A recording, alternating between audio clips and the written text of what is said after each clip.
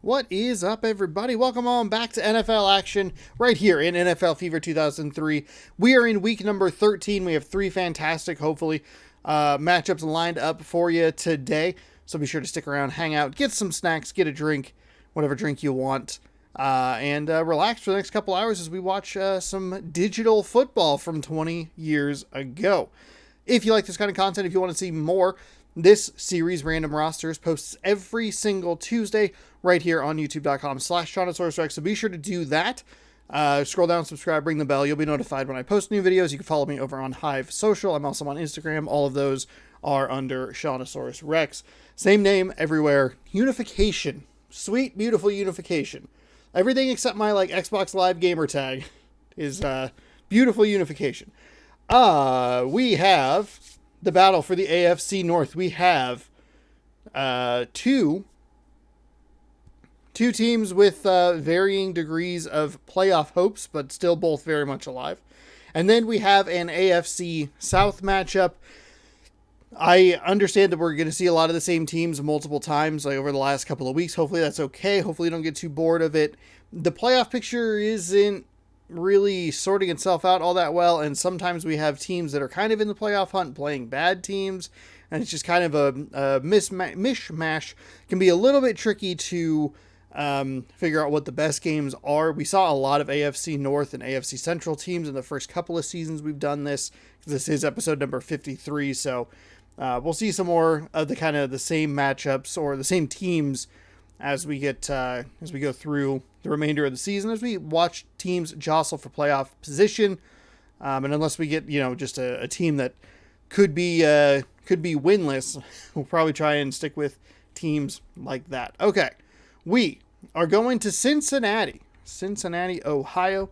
They are playing the Baltimore Ravens. Actually, first thing I'll do is we'll get a little bit of a playoff picture reminder. I forgot I'm going to try and do that here. I've been tinkering around trying to find stuff so all the menus are all in weird spots. In the NFC, we have the Falcons at 8-2-1. They are currently leading the NFC, the number 1 seed. The 49ers, they are leading in the West. They're 8-3. They are number 2. The Packers are 3rd in the NFC North. Cardinals are in the West. They would be the 5 seed. The Cowboys are in the East. They would be the 4 seed. And then the Buccaneers, who just edge out the Lions, they are your 6th seed. The Saints, because of the tie, are out of the playoffs right now. But the Falcons, because of the tie, are in first place in the playoffs. You have the Seahawks, the Vikings, the Giants, the Bears, all kind of sticking around a little bit, depending on how they do today. Seattle plays San Francisco, and that's the only game I really remember off the top of my head. I think Minnesota's playing Atlanta, I want to say. It was one of the teams that I looked at. I was like, maybe we could put them on, but maybe we'll switch. Maybe we'll switch the last game. Anyway, in the AFC, the Raiders are the number 1 seed at 8-3. The Colts are 7-4. So we have AFC West, Raiders, 1. Colts, AFC South, the 2. We have another West, another South. So the Ravens would be the 3. The Jets would be the 4. The Chargers would be the 5. And the Jaguars would be the 6. Meaning that the Texans and Bengals would miss out, even though they technically are ranked higher than the Jets. The Patriots also right there. The Steelers, Dolphins, and Chiefs are still in it as well. So we will actually see we'll see New England today. And we will see the Ravens and the Bengals. So that's kind of what we're looking at as far as the AFC is concerned, and the NFC as well. I hit the wrong button. I apologize.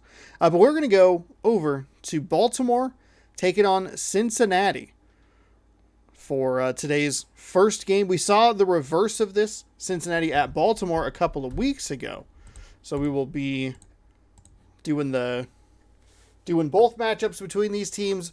Winner leads the AFC North and gets a guaranteed playoff berth. Loser, depending on how these games go today, could be out of the playoff picture at the moment, but obviously 4 weeks after this, so plenty of time to figure it out.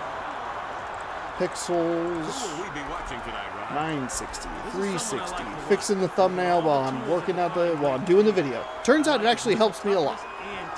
Troy Vincent highlighted here. Cincinnati, a good team to have first on this show because, my goodness, did they play one bizarre football game today. I don't know what they're calling it. I posted about it on Hive. I can't believe that game happened. Absolutely cannot believe that game happened.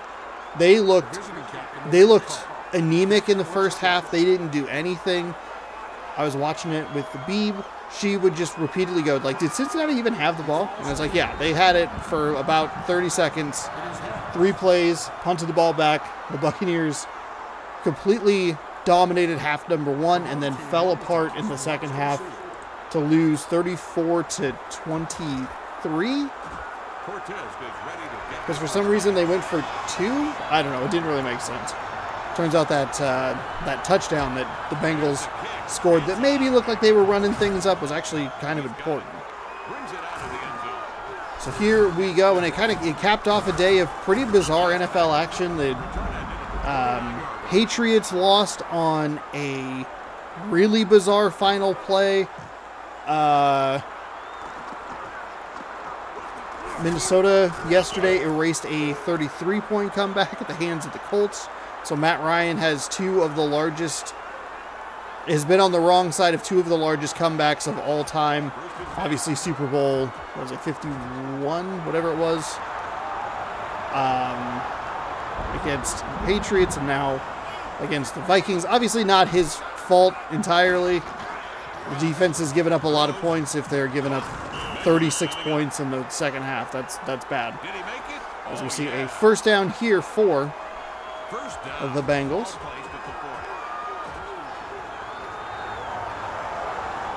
I forget who won this matchup originally.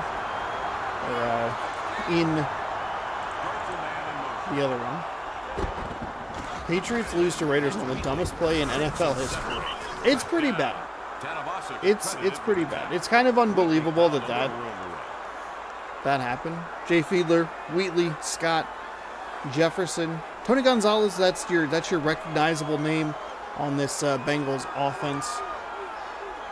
Currently, both teams are 6-6 on this one. Trying to pull up my information. 6-5. I apologize. Let's see. NFL scores.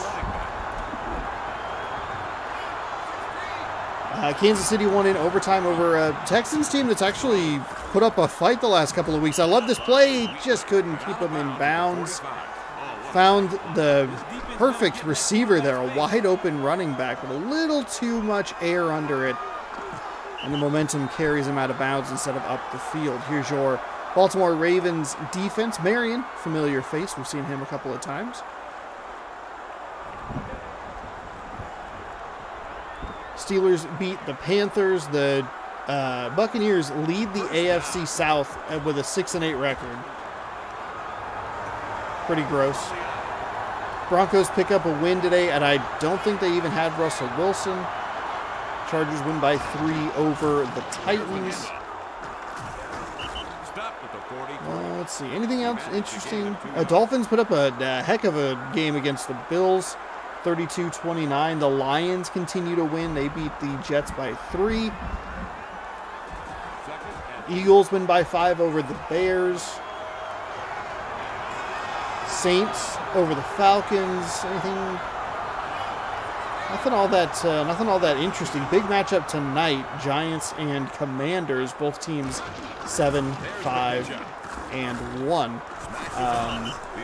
They tied the last time they met, which was just 2 weeks ago. Half yard short on that, so third down and inches from the 36-yard line.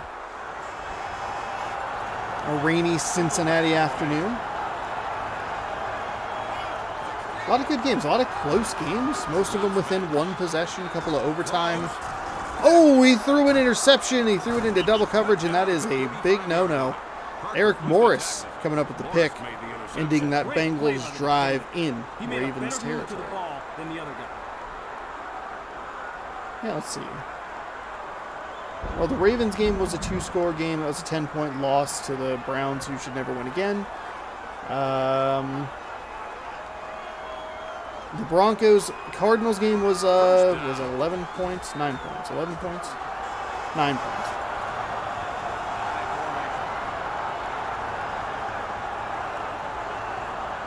And then the Bucks-Bengals was 2 scores as well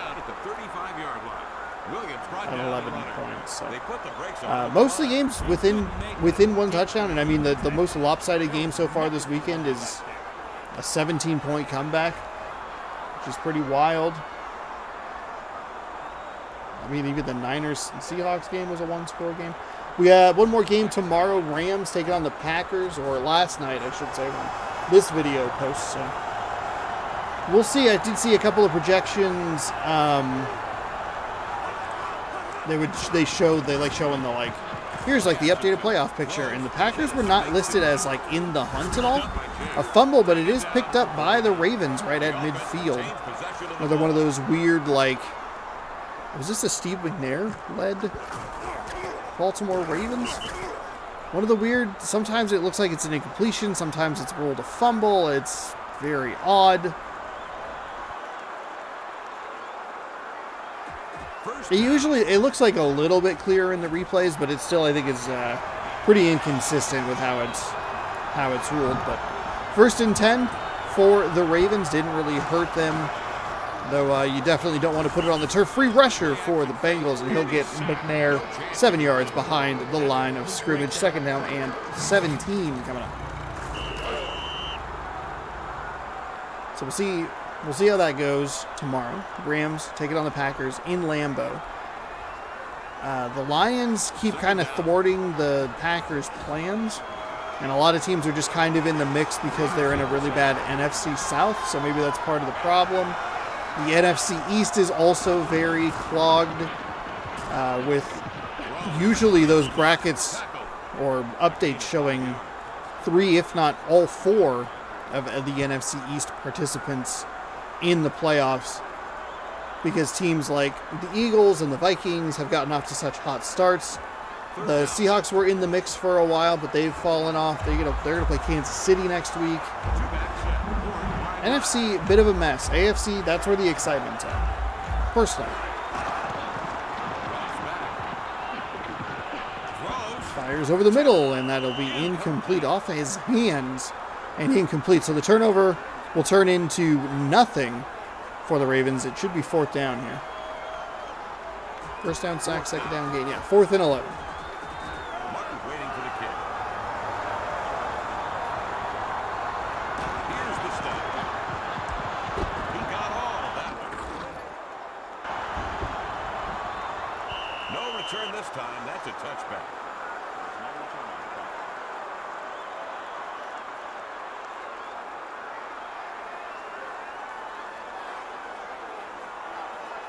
First and 10.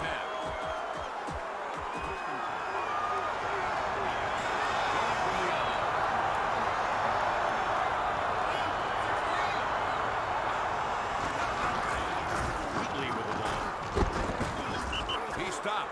Fuller brought that play to an end. I muted the microphone. I apologize. I don't even know when I did that. Oh, it was probably when I took a drink, so it wasn't that long. I've had a bad habit of that lately, and that's not good. Let's see. Get rid of a couple of these videos. 2nd down. Bengals, Ravens, they played each other in week number 10. I'm going to see if I can pull the stats up. It was the first game of week number 10. I don't know why I don't write any of the scores down. I've never even thought about it.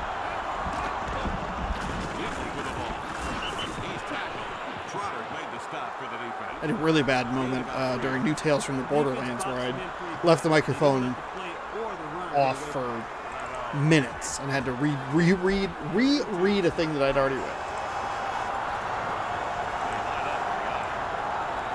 Oh, that's because that's week 12. So I was like, I thought it was the first game, and then I saw what the title of the video was. Great defense by the Baltimore Ravens. That's a huge loss. And that'll do it for quarter number 1. We got a goose egg game here as I look for some...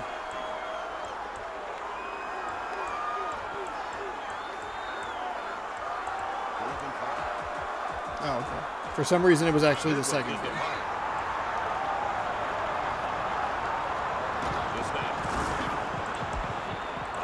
kick is away, so a 3rd and 1 goes just completely awry. 27-3, by the way, was the score of the last game. Probably should have looked that up before I started this one, because that might have made the choice to pick a different team a little bit easier. 27-3, the victory for the Ravens.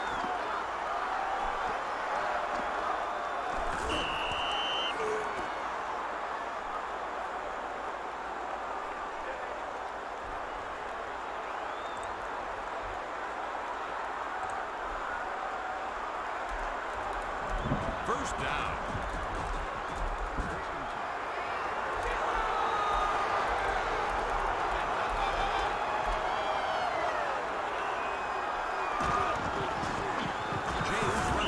There's a nice hit after a 5-yard gain. 2nd and short coming up.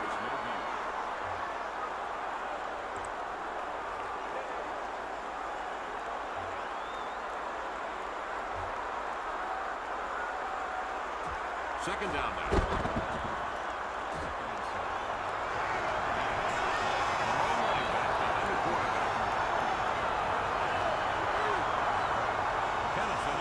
Okay, so looks like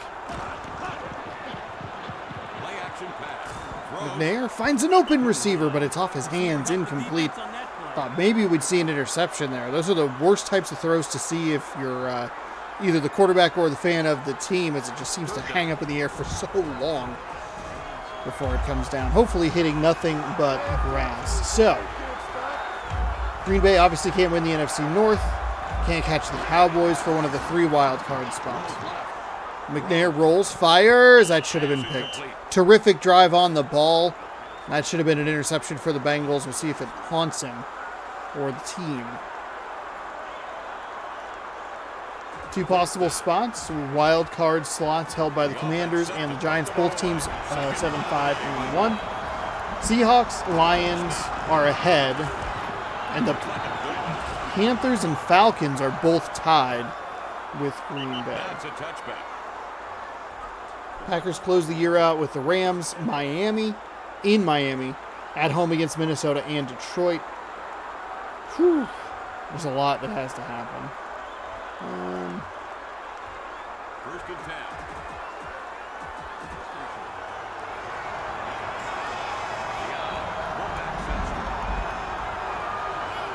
What if the Lions, Seahawks, and Packers all finish at 9-8? Throws, and it's incomplete. Actually, none of this is actually helpful. Never mind. I thought that it would be more helpful, but it wasn't. They have a chance. They're going to have to run the table. They have to win against the Rams tomorrow night. I think the biggest stumbling block is going to be the Miami Dolphins. Obviously, the Vikings thumped the Packers earlier this year, but we'll see. It's at Lambeau. Oh my goodness. They had so much green in front of them. That should have been a huge completion, but instead it's incomplete. The Bengals not looking good here. Third down now. Not helping your host out, okay? You gotta catch that. Are you serious?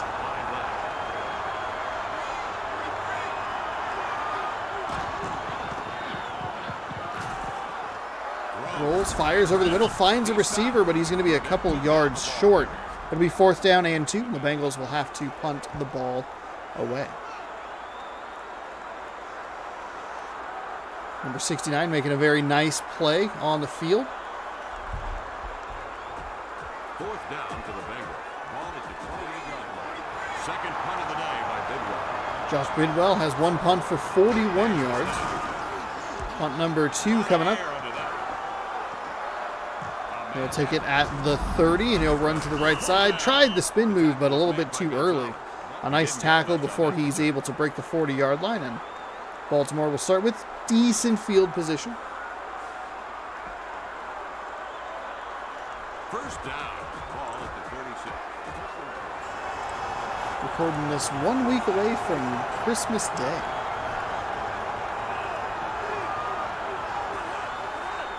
Offset I formation for McNair. Fakes the handoff, and that gives the Bengals defense time to wrap around that left side of the line and get the sack. Loss of 6. 2nd down and long. Second time that the Ravens have had a first down play lose a lot of yards, setting up second down and very long. It was second and 17 earlier. This time will be a little bit shorter at a second and mercifully second and 16 from the 30. So he barely broke the 35-yard line. I thought he was closer to the 40, but I formation, they'll hand it off, try to set up some blocks, but well defended by Cincinnati. They had a split receiver, or two receiver split to the right side of the formation.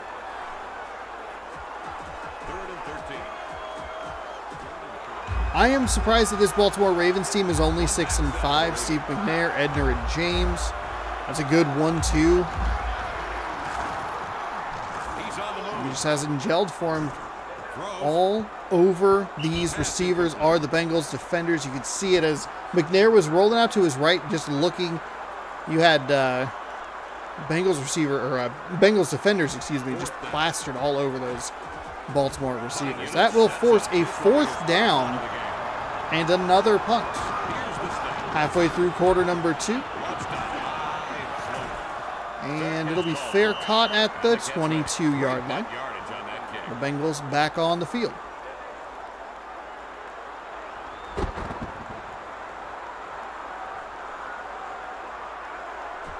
First down.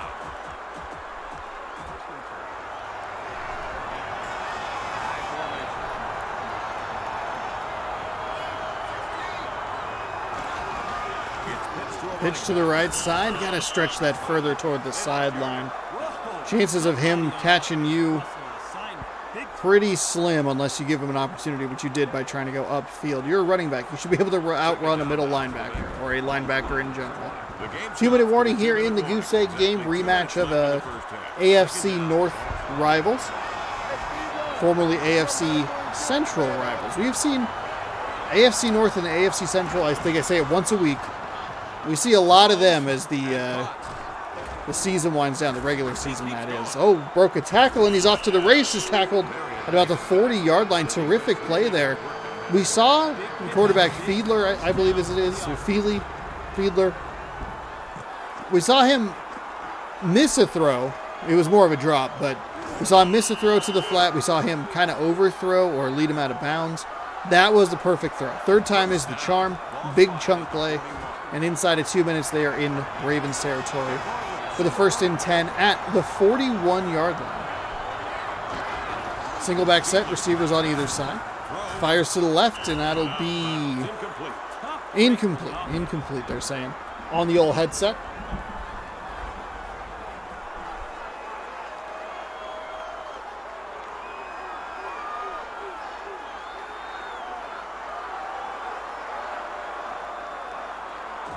Second down now.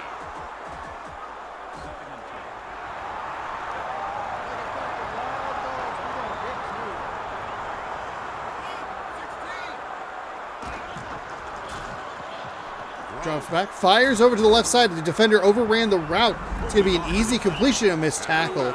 And he'll get tackled inside the red zone. I believe he fell out of bounds, so clock should be stopped. Tony Gonzalez, big number 88.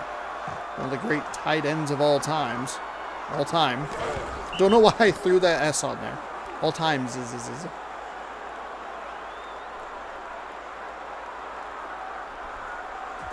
First down.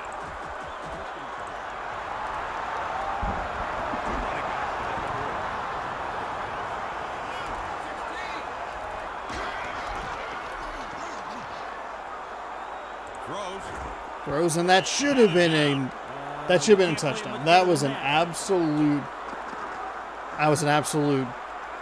Oh man, there was a busted coverage. That should have been an easy 6, but it wasn't.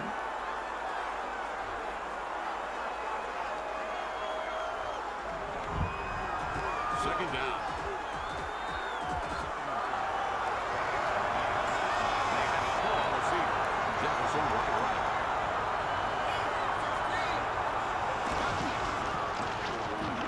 Swings it right.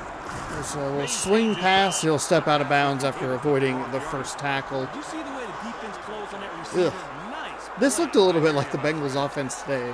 Missing big plays and then trying to get running backs involved as receivers. It just wasn't going for anything. Actually, a lot of the first half stuff that they were running, for the Bengals. And even some of the plays they were running in the second half against Tampa Bay today were just awful. Just weird fade throws and like just the number of times I was like, I can't stand that play that you've just run. I hated that. Said that a lot for a team that was able to score 27 unanswered points. Ball spotted at the 13-yard.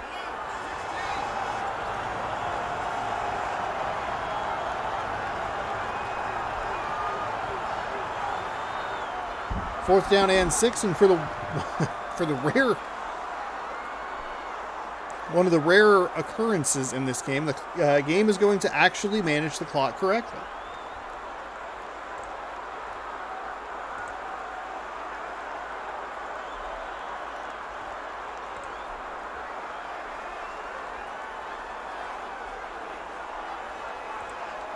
Here's the snap. He launches the kick. And good. Kicking is a lot harder than it looks. It has to be. The drive covered 65 yards and took 8 plays.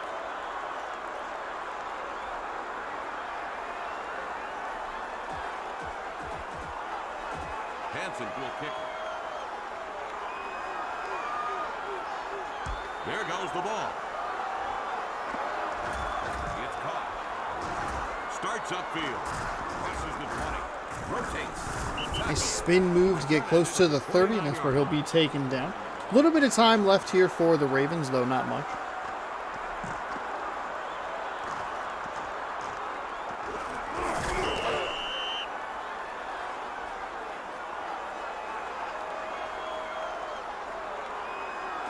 First down.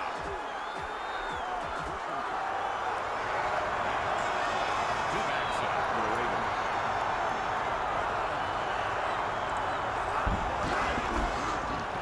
McNair drops back, looking, firing over the middle, but that's good for the Ravens because that wasn't going to go for any real gain. Something we also saw with the Bengals offense toward the end of the first half against Tampa Bay. A really ill-advised throw to a running back that should have just been thrown at the feet. Cost him a couple of plays because they didn't have any timeouts thanks to a really thanks in part, I should say, to a really terrible challenge thrown early in the game. Somebody has got to get over. I hear you. All of it just Williams gets kind of a to the mess. quarterback for the second time in this game. Timeout called by the offense. They have 2 timeouts left. 3rd and 15.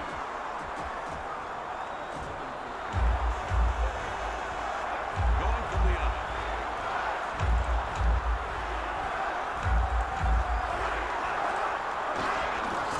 Sellers with the ball. Hand the ball off after they took a timeout. Spin move and tackle.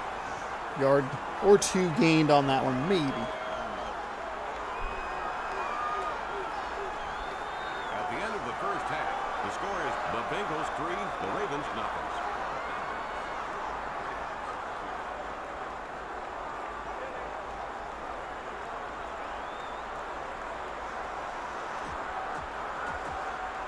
We're moments away from the second half kickoff. So Cincinnati leads 3-0 after the first half, and they will kick the ball to the Ravens. They've already equaled their scoring output from last game. He's on the move. Not a high bar, but I also don't remember how quickly they scored in the last game, so comment not exactly helpful.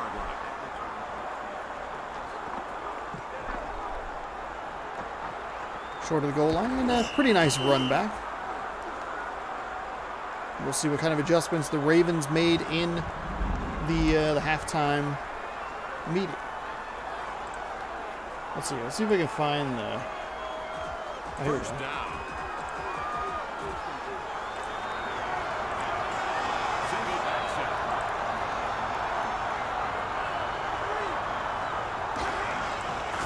James Russell freezes the defender.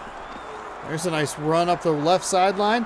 There might not be anybody that can catch him. One guy tried but missed. Touchdown. That's a touchdown. Touchdown, Edgar and James. I like the way the offense made their own breaks in that play. They made Just a big old run there. His 4th attempt of the day goes to the house. And just like that, one, you get a play that breaks to the outside and is actually effective. There's one tackle that should have been gotten, but nice strength by James to get all the way there. And look at that. One play, one score. That's all they needed. It was 7-3 in favor of the Ravens. And right as I was looking up that score, the extra point is up and good to make this game 7-3.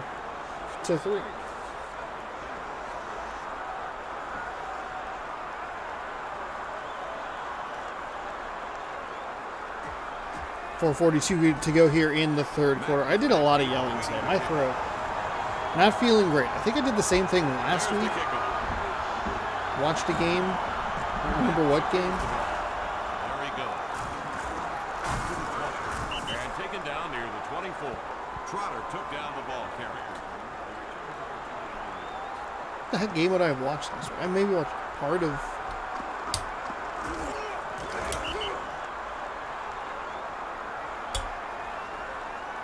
I genuinely don't remember. Maybe I recorded this earlier than I realized. I also have NFL scores from last week.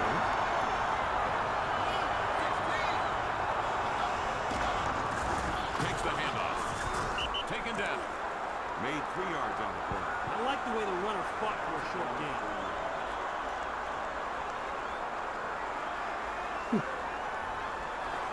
No idea.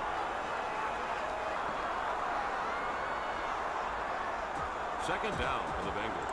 Ball at the 28-yard line. Next week's action starts on Thursday. Jaguars Jets on Amazon Prime, but most of the stuff is on Saturday. Most of the games on Saturday because NBA owns Christmas. They absolutely dominate it. That's kind of like the start of the season for a lot of people. There are 5 games on ESPN and ABC all day basketball for people like my brother who just love it. So, looking forward. Christmas will have the Packers playing the Dolphins as we see a quarterback run to the right side for a first down.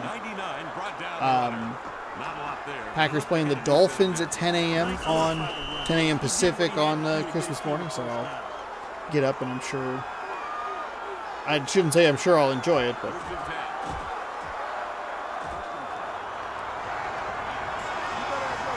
then let's see, you have the Broncos taking on the Rams, and then the Buccaneers playing the Cardinals on NBC. These are a lot of teams with the exception of the Dolphins. All of these teams are underperforming. The Dolphins, a good story for the NFL, good for them. But then you have a 5-8 Packers team that can either be 6-8 or 5-9, depending on tomorrow's result. You have the Rams that can either be 5-9 or 4-10. You have a 4-10 Broncos team, a 6-8 Bucks team, a 4-10 Cardinals team. Ooh, yuck! And speaking of yuck, that throw was awful. Awful throw. I'm still not centered up. I don't know why. Now I'm too far offside. Split the difference. Perfect. I don't think anyone noticed or cared. Throws off his back foot. Floated it. That is batted and incomplete. How many Ravens defenders ended up in the area? Fiedler just... God. Everything about that throw sucks. It's off his back foot. It's across his body. It's over the middle of the field. And hung up in the air forever. And mercifully for him was just incomplete. Fourth down. So 4th and 10. The Bengals do nothing. This will be his third punt of the game. Lost now. Looks like a good one. He calls for a fair catch. And he's Fair caught at the 23-yard line, maybe the 24. The Ravens took one play to score last time. What do they have up their sleeves this time? first down. 23-yard line.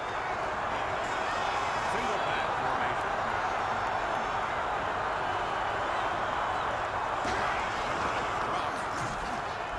McNair drops back, fires over the middle, finds a receiver who got some separation and That's a big momentum beat the for offense. beat the coverage there on the back end.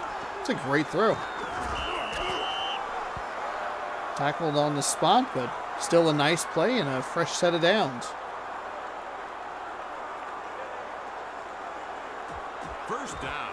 Ball marked at the 41. And that's an 18-yard gain.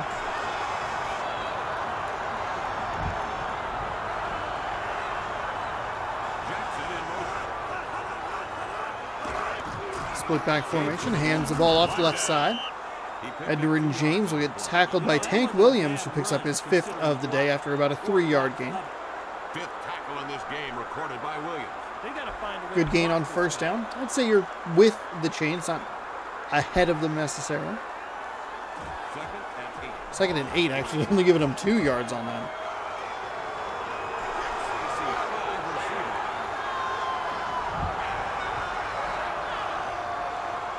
McNair all by himself in the backfield.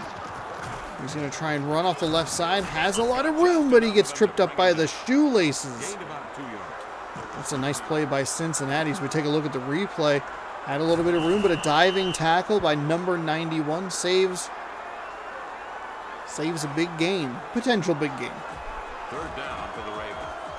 3rd and 5. Only got 3 on that.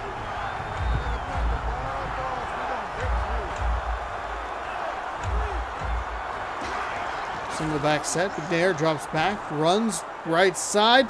Nice kind of block by the defender, but he didn't go north and south. McNair just kept running east, which is not helpful because that is not how you get a first down. He has it. The receiver didn't like block exactly, but just kind of got in the way. Almost set a screen. Or maybe that's what he did, to set a screen, but Fourth down. not enough. 2 yards, needed 5. Ready to receive the punt. Bengals defense doing a good job keeping the offense in this game, giving him a chance here. Let's go. Pushes it. The return man has it. Starts upfield. Reaches the 20. Nice block there, kind of, except for he was way out of the play. Adams made the stop for the defense. Oh, Saw I think they call it a crackback block that happened against the Buccaneers, and it was a 10-yard penalty from the spot. But for some reason, it ended up being a 1st and 1 or something. It was very weird.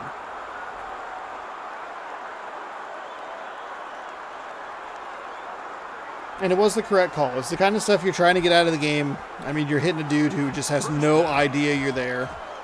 I know you like the big hits and stuff, but The defense is staring down the barrel of the shotgun. I mean, for me, it's like it's unnecessary. Blindside hits on the quarterback are kind of where it gets a little bit of weird. That probably should be pass interference on the defense, but we're not going to get that call. These games usually pretty penalty free. Just 2 hit boxes colliding and throwing off the timing of that route. 2nd down and 10. Second and 10. I think most quarterbacks, unless they, a missed assignment has happened, pretty good about getting the ball out quickly. I think offensive coordinators are a lot better about scheming to get balls out of hands quicker, Pitch to the runner. so to try and avoid that sort of thing. Simmons was the tackler. A loss of 3 on the play. Kevin, when the defense makes a stop for a loss, everybody's adrenaline gets pumped. It gets a little weird. The rules and the it's a little into kind of a moral gray area. It's like, take out big hits. And then I was thinking about it, I was like, what about huge blindside hits on a quarterback? Anyway, I just thought it was interesting that it ended up being a 1st and 1. That was really the point of the story. Throws downfield. There's Again, interception. not a nice find. Kinda had him, maybe. You know what they say, He throws that a little earlier and a little less air under the ball. No doubt. Get that on a rope. You see here just in the air, Marion with a terrific job getting turned around and getting that interception. So it'll be Ravens ball up 4.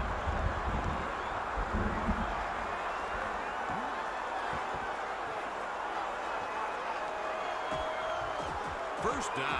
8 seconds to go here in the 3rd quarter. So from the 35-yard line, the Ravens haven't had to do much. They needed one good drive. They got it. 75-yard touchdown run or whatever it was. And Spins out of harm's way. it's a nice spin move to get a Did he make it?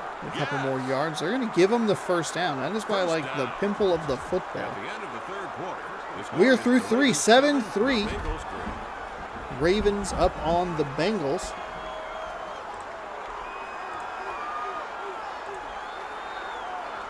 First down for the Ravens. Ball placed at the 45. They've got 2 tight ends up there.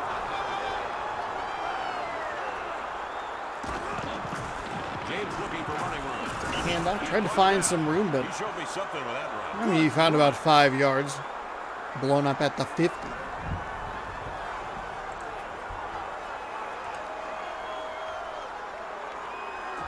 Second down. Ball at midfield.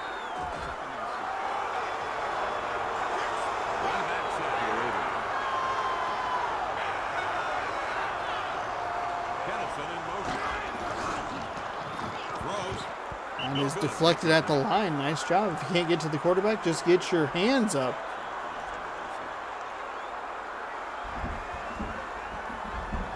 Third down.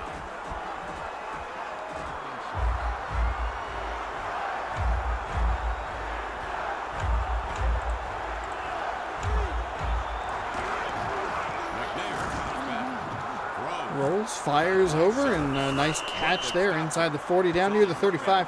McNair 4 for 10 for 50 yards. Obviously not a good day for him, but hey, sometimes you win ugly. Sometimes you get a game that's just nothing goes right, but defense plays well. Maybe the other offense is pretty bad, which is what we've seen here today. And you got a 7-3 lead in a rainy AFC North battle. 4 minutes to go in the fourth quarter. I formation. 2 receivers split to the right. 1 split to the left. They'll hand that ball off. Lead block. Shout out to Madden 2007. That's going to be a solid 9-yard gain. Second and inches.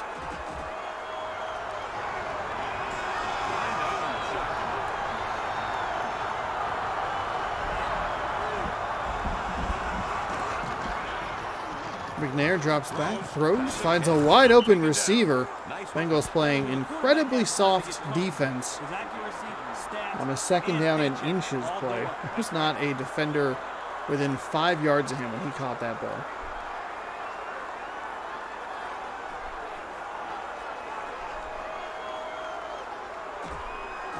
First and 10.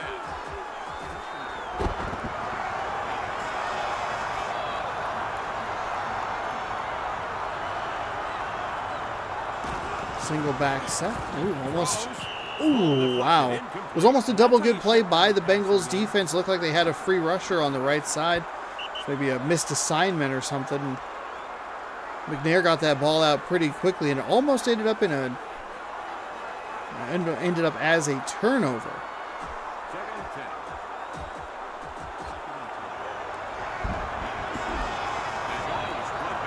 Horn wide left.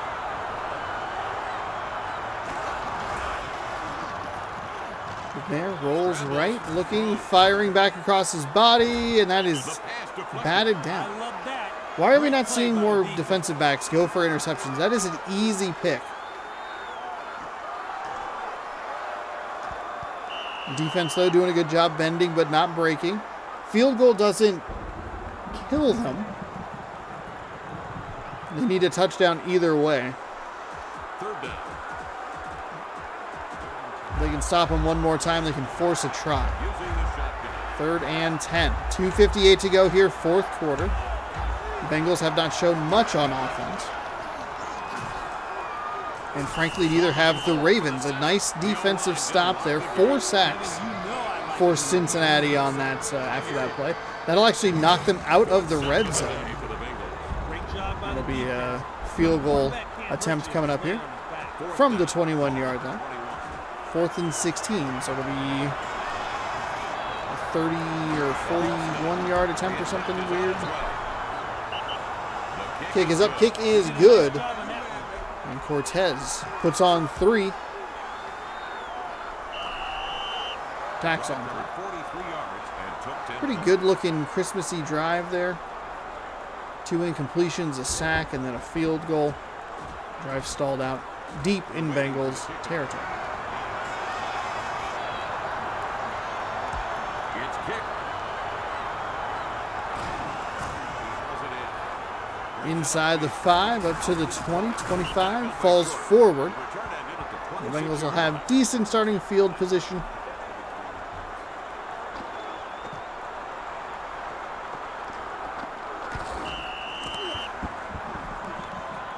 The Ravens have had one good drive that led to the touchdown, and one okay drive that led to a field goal.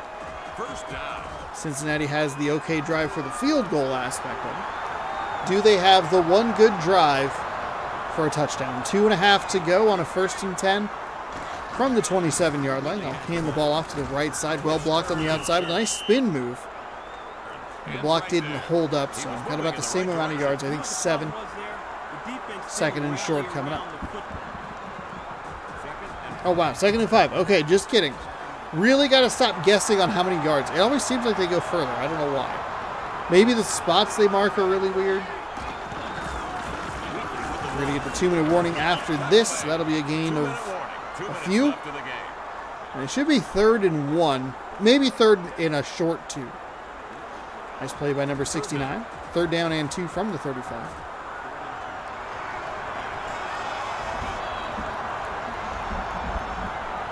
It's definitely a short 2 here. I formation with some motion.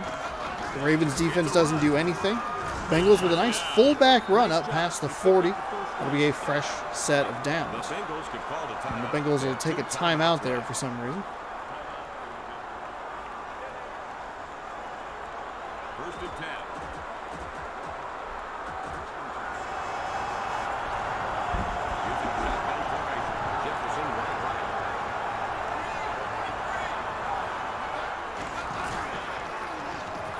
'Clock fires, and that is caught on the other side of the 50, down near the 40. Nice play by Cincinnati. I thought that might have gotten picked off.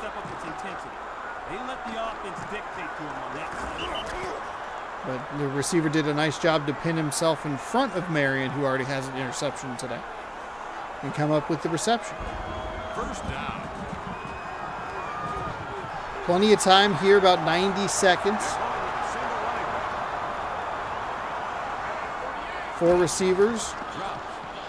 Oh, they had a free rusher and he couldn't get him. He'll fall forward. He managed to gain of 1 yard. Ooh, none of that was good, actually. Well, not none of it, but bad play by the Ravens defensively. Poor choice by the Bengals quarterback offensively. And the Bengals don't really seem to care. They're winding down inside of 70 seconds to go. Fielder under center. 2nd down and 9. The Ravens get a free rusher. Or a rusher free, I should say. They're going to have a 1st down inside the 30. Bengals surprisingly leading the time of possession at 10 minutes.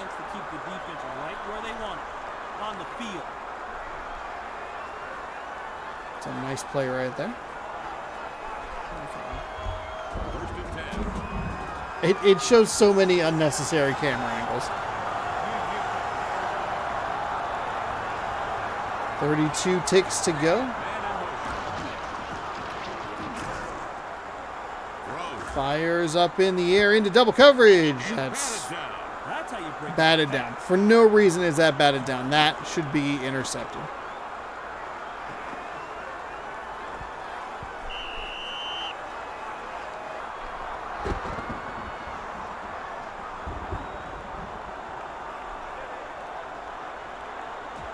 Second down.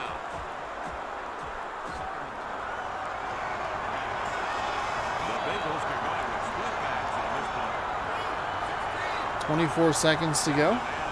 Motion out to the right side. Ravens rush 5, but everybody's blocked. One-on-one finds a receiver. He's tripped up by the shoelaces inside the 10-yard line. Timeout, Cincinnati. Ooh, it's actually getting exciting. This is a nice find by Fielder. I thought he might actually get away for the touchdown. That's why that shoestring tackle animation is so important. We saw so many weird, maybe shouldn't have scored touchdowns in the previous iteration of this game. First down. Ball at the 9. It's better here. 10-3, 14 seconds to go.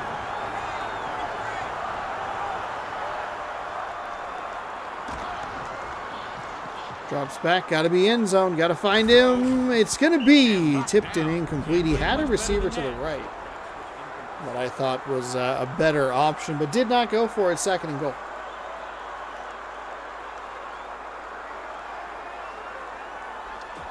Second down.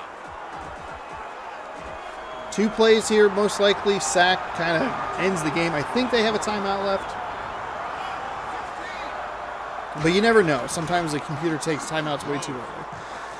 Receiver in the corner of the end zone. It's Tony Gonzalez with his 3rd reception of the day.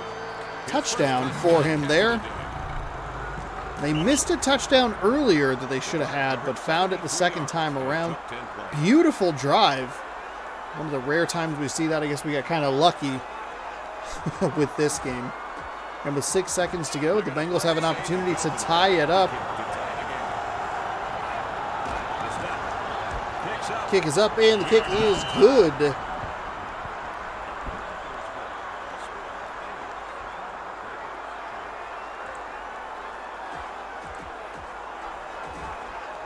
teed up for the kickoff. He steps into it. Kick is going to be returned at about the 5-yard line. Get up to the 20, to the 25, where he'll be tackled. At the 26-yard line.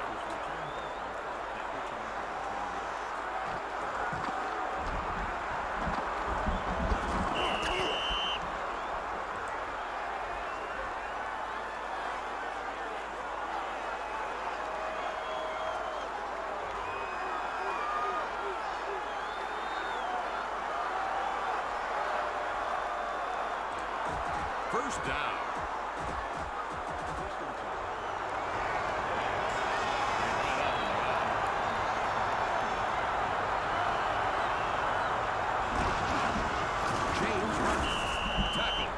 Tackled. First short gain doesn't matter. We're just going to on overtime. 10-10 here, Baltimore and Cincinnati. And we will head for overtime.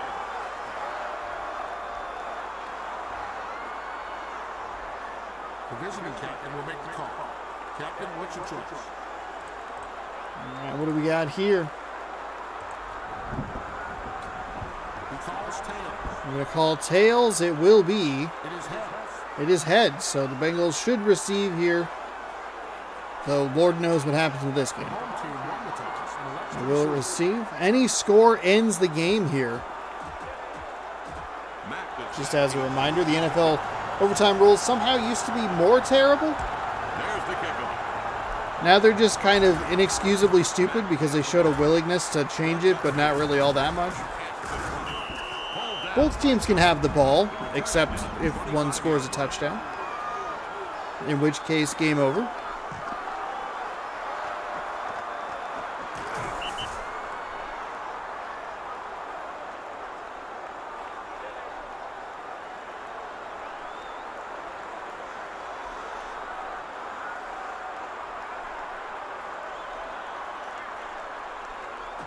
First and 10.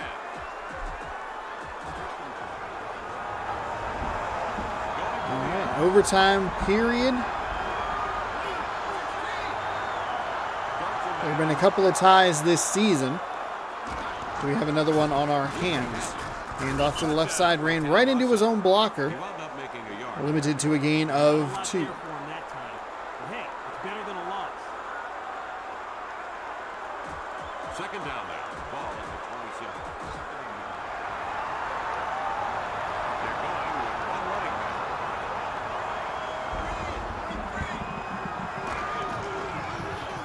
Rolls left. Drives back, rolls to the left, fires deep down the field. We have a big completion and another shoestring tackle in NFL Fever 2002. That would have been a game ender right there. NFL Fever 2003, they added that swipe animation. But Fiedler coming up with a huge play. Got enough separation and just enough separation to make that catch nice and easy, but not enough separation to get away for the game-winning touchdown. We'll see what the Bengals elect to do here. If it's me and it's sudden death, we're kicking the field goal, first down, I don't care. And that is exactly what they're going to do. Jason Hanson coming on for the field goal. He steps into the ball. We got game. They've won it. That's right. In 2002, football ended with a kicker in overtime, and the other team did not even get an opportunity to possess the ball. There you go. 13-10, your final. I'll remove my In camera overtime.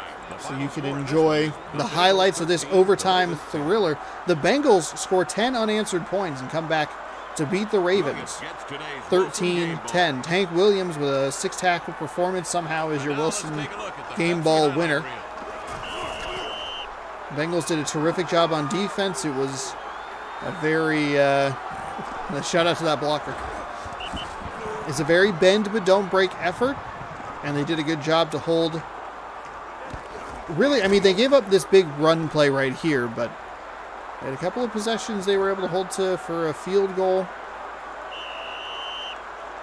on one of them. Fired over the middle. They have 2 interceptions, I believe, thrown by Fiedler. That was the game-tying touchdown. And here is your field goal. One of the rare times you actually see the ball without the laces. 243 total yards for the Bengals. Wow, that is surprising. And they overcame 2 turnovers to win this one by 3. So, that means Cincinnati is in the driver's seat in the AFC North. The series is even, 1-1. Home teams winning each game, though the Ravens vastly outscored them 34-16. So I don't know if any of that really matters a ton, but there you have it, just in case it kind of comes down to that. We can keep that in the back of our minds. We are going to go to, where are we going? We're going Lions, Patriots. I guess that one should have probably been the first one, but that's all right. That's okay. Didn't realize that one was at the top. Lions, Patriots. Patriots in a tight NFC or AFC East. The Lions, I'll be honest, kind of taking a dump in the NFC North. We saw them when they played the Packers, and the quarterback, Brian Greasy, went down with an injury. And that was kind of like now the Lions have an opportunity. There's an injured quarterback on Green Bay. This is where you make up ground. And they haven't done that. So they are currently on the outside looking in. The Patriots, I believe, are in right now. Kurt Warner, he's back for the Lions. So we will see what this brings for the Lions. Let's go to midfield.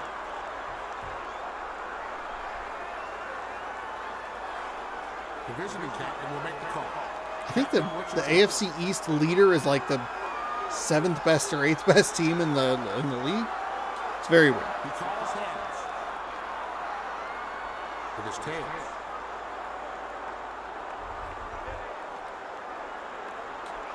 The home team won the toss and elects to receive. It's time for the opening kickoff.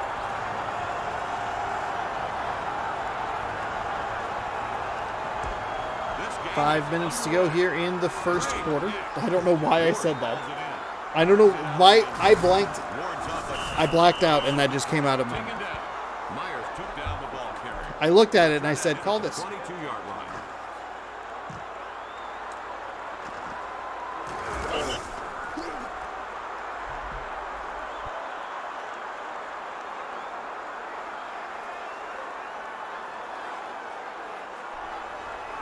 First and 10.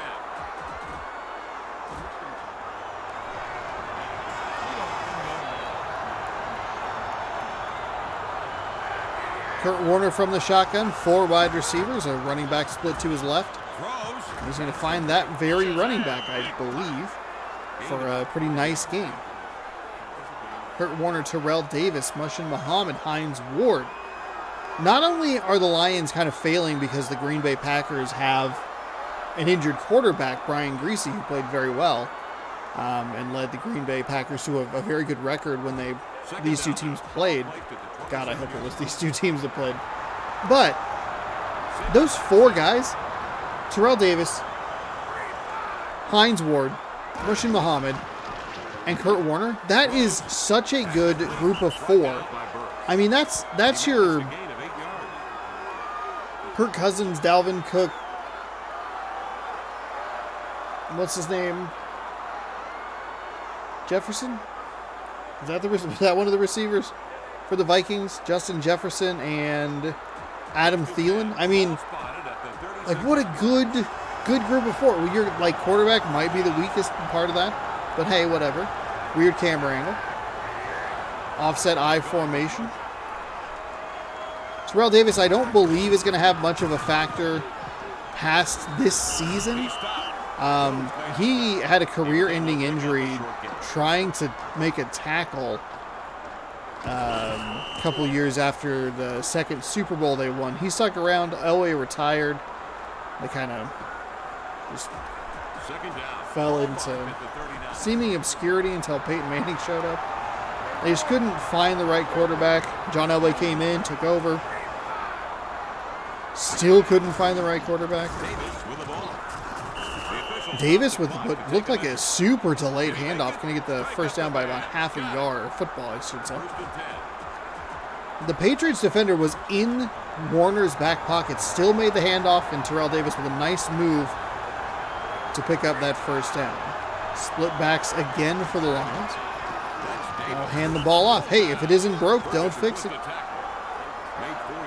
Get yards and keep it moving. They just seem to want it more. Second down. Ball at the 49-yard line. On back set to the line. Second down and 6.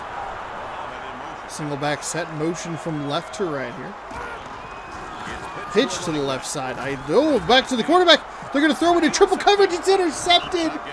Oh my goodness. Bobby Myers with a pick for the New England defense.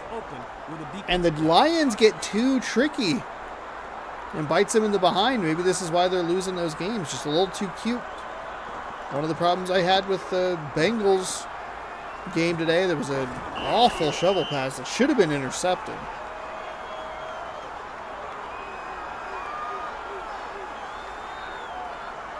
Vinny Testaverde, Tiki Barber, Rod Smith.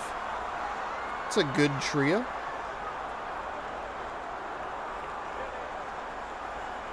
At least on the field, a good trio. Off the field,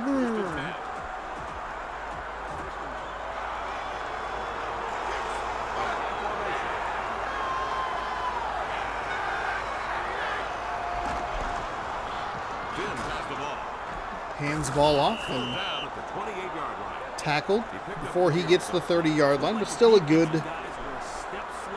run. Lawyer Malloy on that Detroit defense.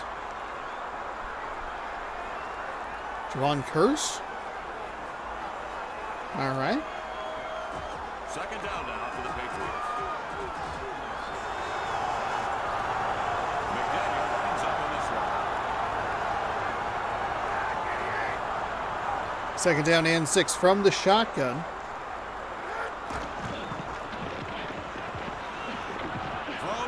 He'll go deep, finding a little bit of a hole in the zone. The defenders who were in the area somehow just kind of slow down. It's very weird, and Vinny Testaverde off to a good start with a 1-for-1 for 59 yards. And I don't understand.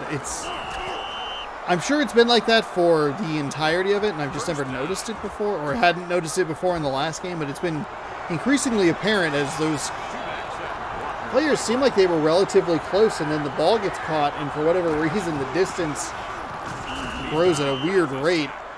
There's a nice blitz by the Lions to get him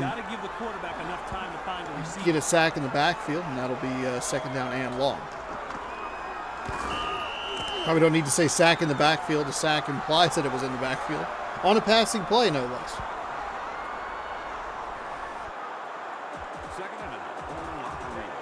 Second and 16 from the 18. So first down at the 2, should they need it.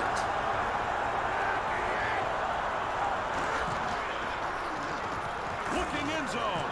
Oh, a nice find up the seam, and that's Jeremy McDaniel. 1 reception, 17 yards, and a touchdown. So does that make Testaverde, what's that, 2 for 2 76 yards. for 70? No. Oh, he said 76. Now my head's 59 and 17 is 66. Is he 2 for 2 for 66 and a touchdown? It's in the air. And good. The Patriots cash in on the turnover. The Lions getting too cute. And it is now 7-0. 1:27 to go here in the first quarter.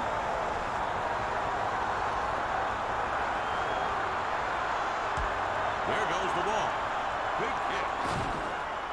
A man has it. He'll bring it out of the end zone. Nice.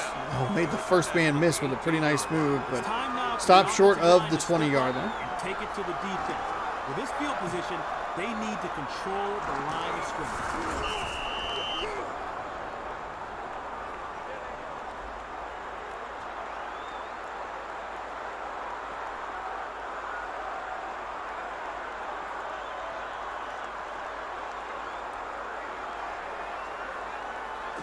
First down. Single back formation. Single back set. 4 wide receivers, 2 on either side. Warner rolls, fires. That looked like he was going to go for a big bomb down the field, but instead it was 4 or 5 yards in front of him to Terrell Davis. Second down and medium coming up. Second down. Ball at the 23.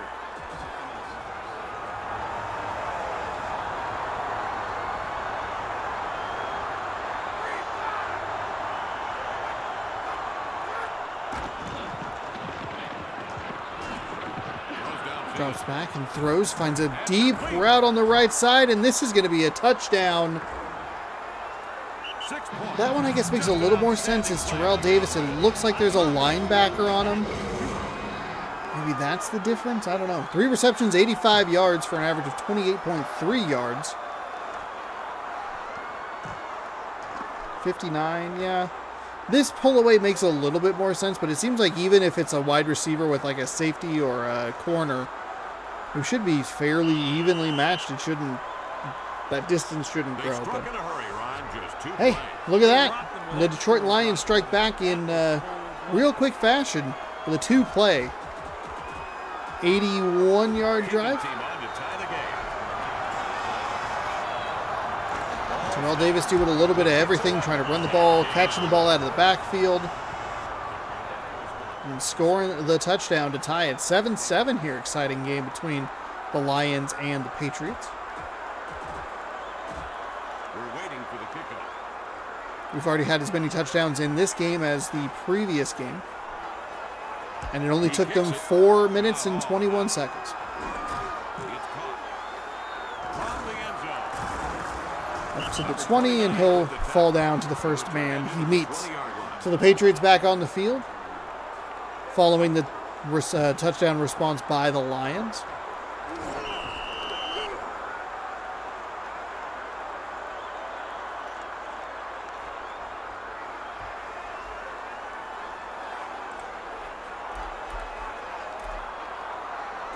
First down. Long running back behind the quarterback. Man in motion. It's a pitch. Pitch to the right side. Well blocked on the outside, except for it didn't look like that guard didn't quite get what he was looking for. I thought that was going to be an explosive play. Good job by the defense to get off of that block and make the tackle. I hear you. Second down now for the Patriots.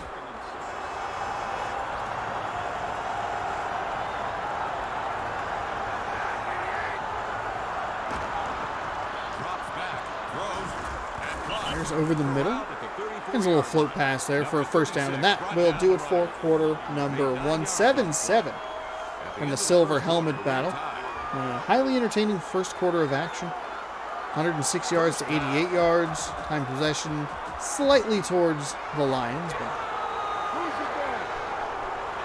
an even game with fairly even stats. Good stuff. They're going with motion. Throws. Goes over the middle, finds a receiver. Looks like a pretty similar play to the last one we saw. Picked up 6 yards on the play. And a good start on 1st and 10.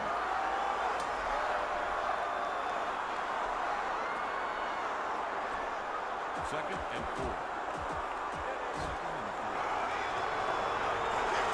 The Patriots set up in formation. 2nd and 4 after the 6-yard gain. I formation. 2 receivers split right side. Tries to run the left side. Finds a little bit of a seam, but stops short Taken of down near the 44. the first down marker. Third down. The eye. Fullback set weak. Offset I formation. Hand to the fullback, and that is an easy conversion all the way up to the 50-yard line. You know the big dogs in the trenches are getting it. That'll be 1st and 10 for the Patriots with a nice methodical start to this drive. First down. Ball near midfield.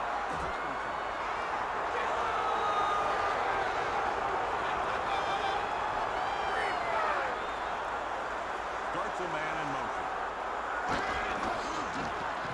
Play action pass. Throws to the right. Finds a receiver. He'll be pushed out of bounds. Curious to see if they'll give him first down yardage or not. They look close from our angle, but our angle isn't always the best. 2nd down and inches from the 41.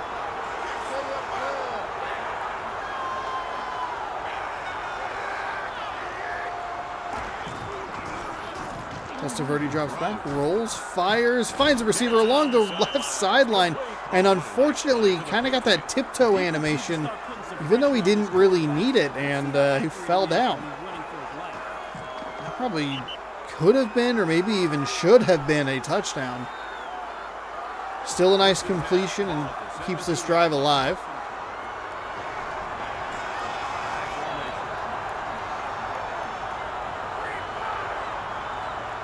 Sends a man in motion.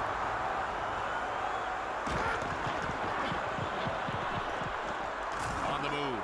Testaverde rolls, fires, And taken down. finds a near man the 10. inside the 10. Gained about 7 yards. 2nd down and 3 coming up.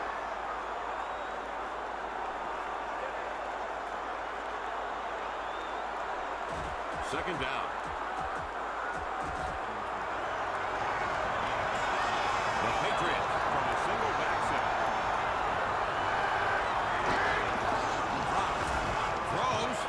Throws. Oh my goodness, a whole mess happened there. And Jeremy McDaniel with his 2nd reception, 2nd touchdown of the game. Second It's touchdown a on this one good by play McDaniel. for him. Putting on a show, Kevin. There was just a whole collision that happened. It looked like one of those kind of what they run now, the pick plays, but it was just the game's hitboxes rattling off each other and creating space for McDaniel's 2nd touchdown of the game. 13-7. Extra point pending as the Patriots respond with a touchdown. The kick is good.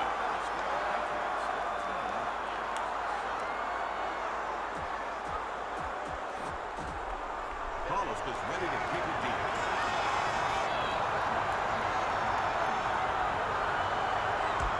It's kicked. Kick is away. Ward secures the ball. That'll Brings it out of move the the end Hines Ward. He'll take it up to the 20. zone. Took a sidestep and lost a couple of yards, and he'll come up short of the 20-yard line. The Lions looking to respond again on this drive. Play as a unit.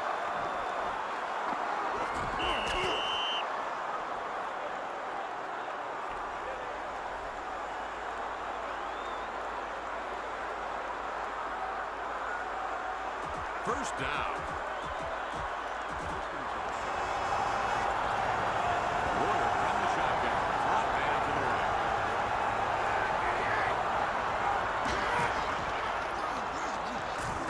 Spots Nice play by the Patriots. No time, no escape route. That's a complete breakdown up front. Not a great job blocking by the Lions, and that'll put them well behind the sticks. As the clock continues to wind.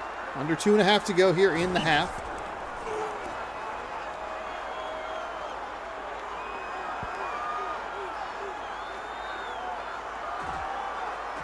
Second down. And he will actually hit the 2-minute warning here. Game stops for the And it'll be a second down and 18 from the 11-yard line.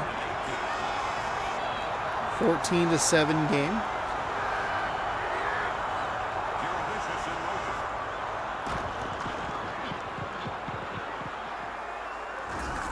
Warner looking, and he's going to fire to a receiver. Trying to come back to the ball, but the defender picks it off. What a disastrous drive for the Lions, who throw their second interception of the game. Ugh. Did not get nearly enough under. They're behind that one. Tried to roll out and just throw that away, Kurt Warner.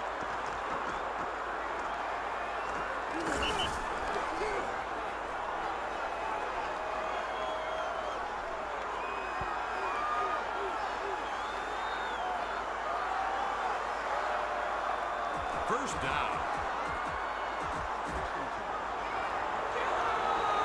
They're going with a single running back.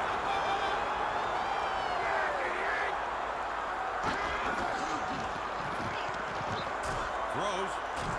That's already finds a receiver inside the 15, and that's a nice play to start this drive. Inside of 2 minutes to go. Sometimes it's easier said than done. First and 10. Ball at the 14-yard line. From the end.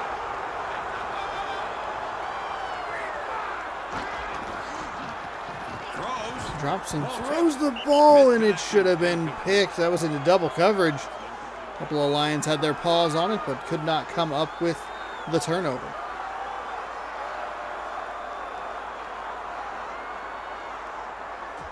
Second down.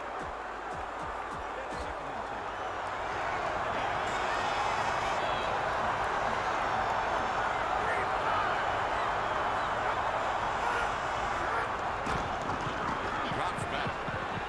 Testaverde drops back, fires, finds a receiver inside the 5. It'll be a first and goal. First down. Ball spotted at the 2-yard line. Good pace here for the Patriots, looking to cash in on another takeaway. Testaverde throws and finds a receiver. It's Rod Smith. This time around, his second reception of the day is his first touchdown. 6-yard average, 2 receptions, 12 yards. 20-7, the Lions falling or fading quickly in this one, and the Patriots look really good. They've scored on every drive so far as we approach halftime. Kick is up, kick is good, and we have a 2-touchdown game. Lions started with the ball, so this could get ugly if the Patriots continue their ways, and could end up with a 28-7 game here early in the third quarter. Let's not get ahead of ourselves. 60 seconds. He kicks it. Lions can try and at least get 3 here, though the game is not kind to any sort of pace of offense that isn't glacial. At the 24-yard line.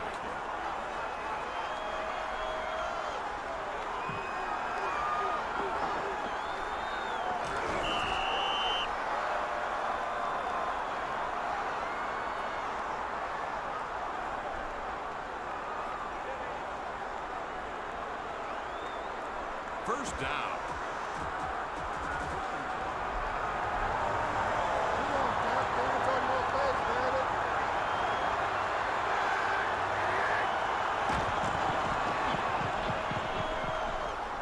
Scramble. 110 rolls to the left, fires back across his body, finds a receiver. Enough to bring out the chain. They'll be taking a timeout here. They're going to get a first down. Did he make it? He got it. First down.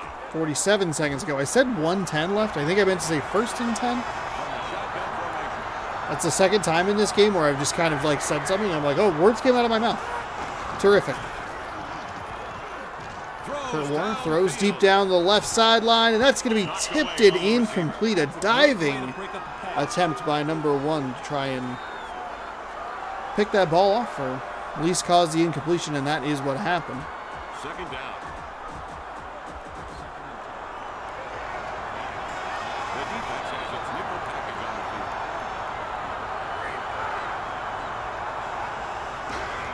Warner drops back. Single back set.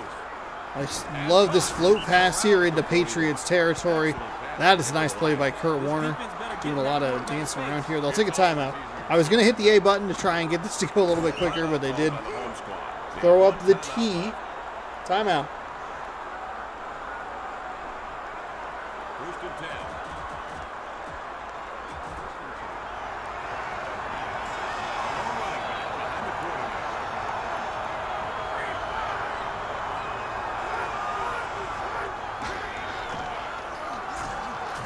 Warner drops back, fires, finds a receiver inside the 30. That's the kind of play that lets Keep an this offense drive going.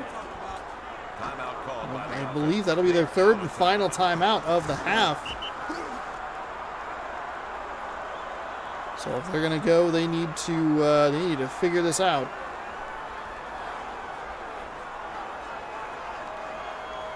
first down.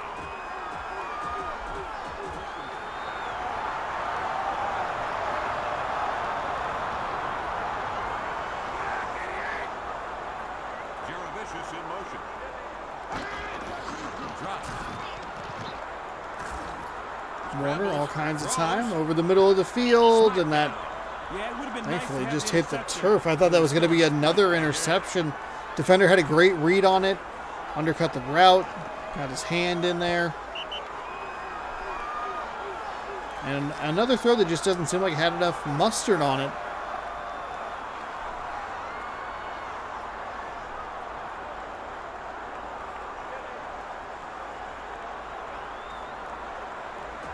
Second and 10. Shotgun.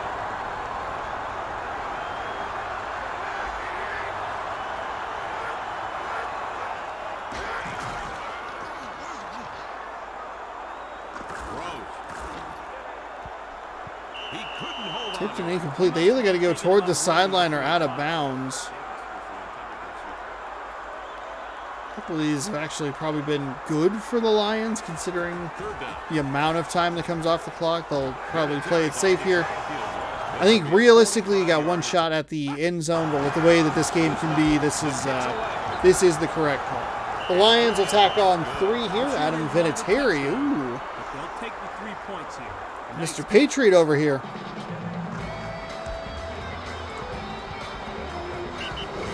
The drive covered 47 yards and took 7 plays.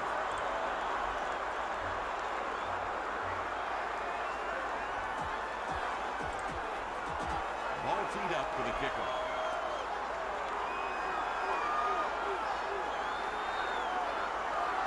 There's the 6 kickoff. seconds to go, and they will kick this one deep. Should take us to halftime, a yard deep in the end zone. Which is the To the 24-yard line. stop for the defense. The return ended at the 23 yard. And I don't think that we got all the way to half.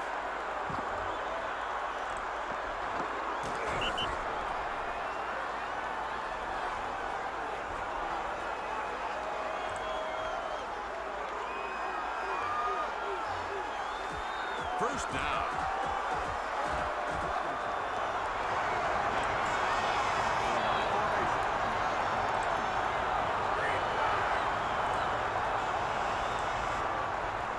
Oh, wow, 3 seconds. I'm surprised at that one.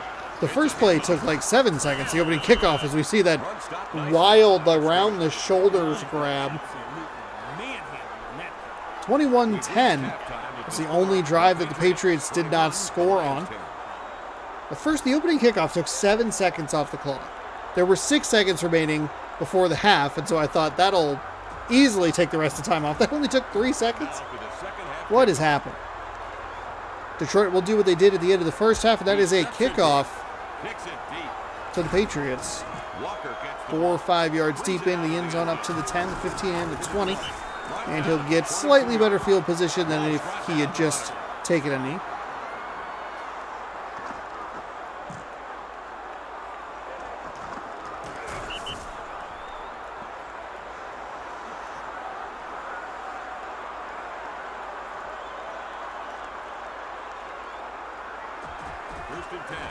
That one took 8 seconds. I am very confused.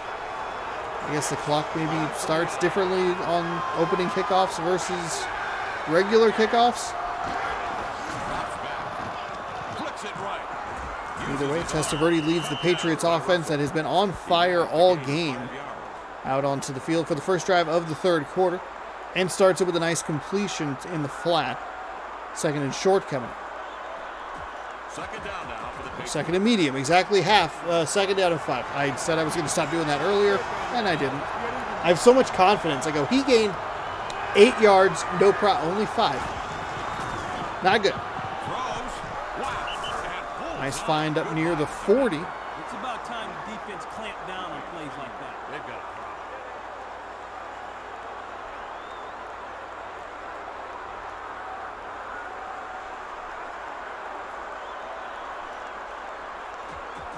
First and 10. Ball at the 39. The Patriots are in the shotgun. Slot formation.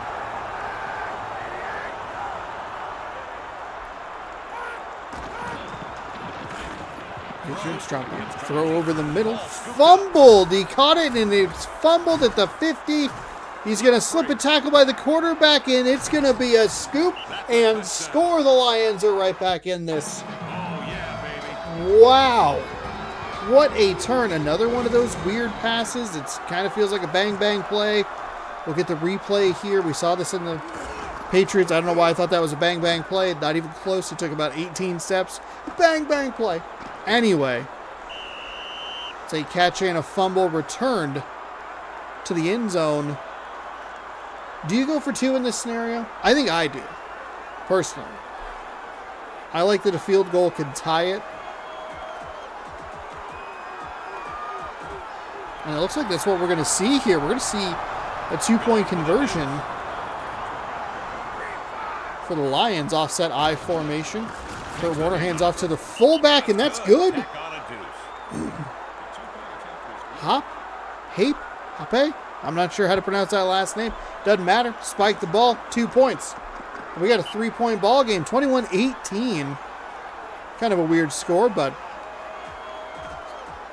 that works for the Lions, who can tie it with a field goal. There goes the ball. He got all of it. He's got it. From the end zone. We'll get to the 20. Slipped a tackle. Minor was the tackle.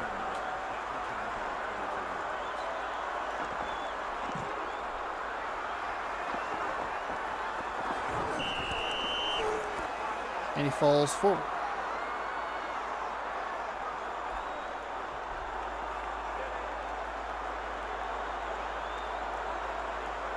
First and 10.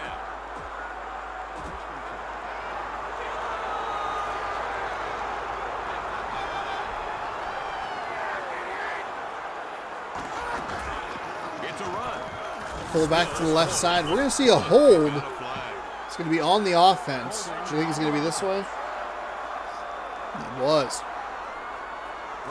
So it'll be first and 20 from the 13-yard line. The Patriots set up. Big swing. And it really helps Detroit. Hand the ball off the left side. A couple of fancy moves, like 3 or 4 of them. Several unnecessary moves. It's going to be second down and 20 to go. Oh my goodness. The Detroit Lions.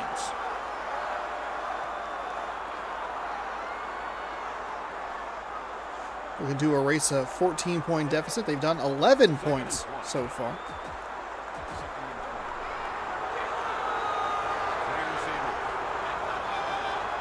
That Bengals Bucks. I still can't believe it. That third quarter for the Buccaneers is just one of the most awful quarters I may have ever seen. It is so bad. I don't know, and they were like trying to run a fake punt at one point for some reason. Like, what are you doing? You're up big, like.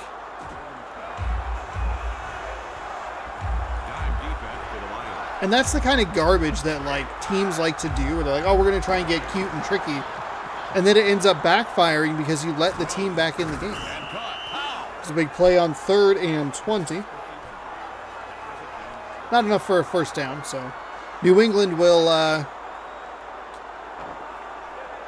they will punt this ball away for the first time today, I believe. I don't remember them punting. They've had 3 really magnificent drives in the first half, all of them going for touchdowns. The 4th one, there was only 3 seconds left on the clock. Obviously, the first drive in this one, a big mishap with the fumble. So the Detroit Lions offense, which has not been on the field yet in the second half, will get their first opportunity from the 21-yard line. So we take a look at Rodney Williams' stats. 1 punt, 44 yards. Average, 44. Long, 44. And we have still not seen a single blocked punt in this series.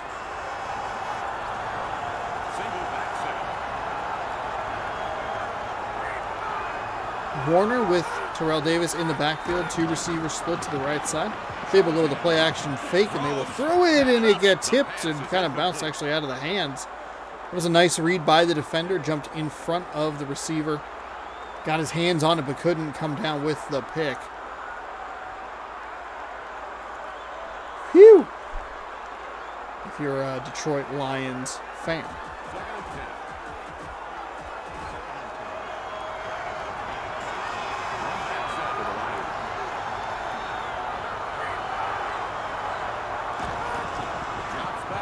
Second and 10. Warner rolls to his right. Fires deep down the field. He has a receiver with a step, and he's going to get the touchdown. Mushin Muhammad, 1 reception, 70 yards, a touchdown.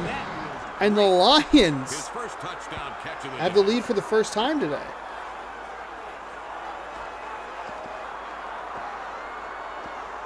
Also give them kind of a weird 25-21 score.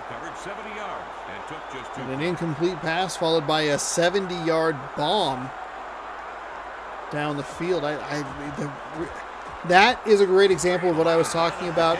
The Terrell Davis touchdown made a little bit of sense with the way that, you know, the speed of a running back versus a linebacker. Okay, that's a receiver on a cornerback, maybe a safety. Those guys should be pretty evenly matched, and Muhammad just pulled away. It's a very weird mechanic. I don't know what's going on. It's odd, though. 1:51 to go here in the third quarter, and the Lions have scored 15 points to take a 5-point lead, or 4-point lead, excuse me, even though they have like half the time of possession.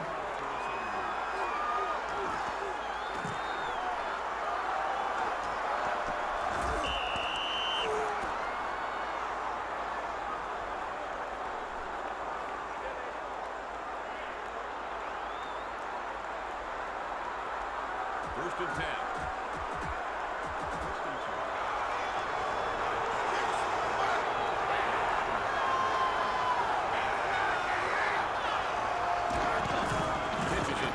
So the Patriots find themselves trailing in this game for the first time, and they do a great job trying to get back into it with a 4-yard loss.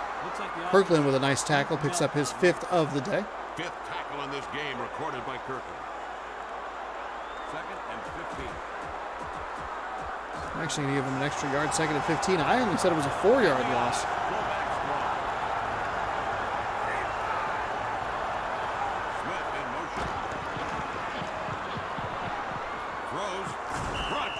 Finds a receiver in between a couple of defenders. A little surprising. Not a bad gain to set up a 3rd and long. Yeah, 3rd and long. 3rd down and 9.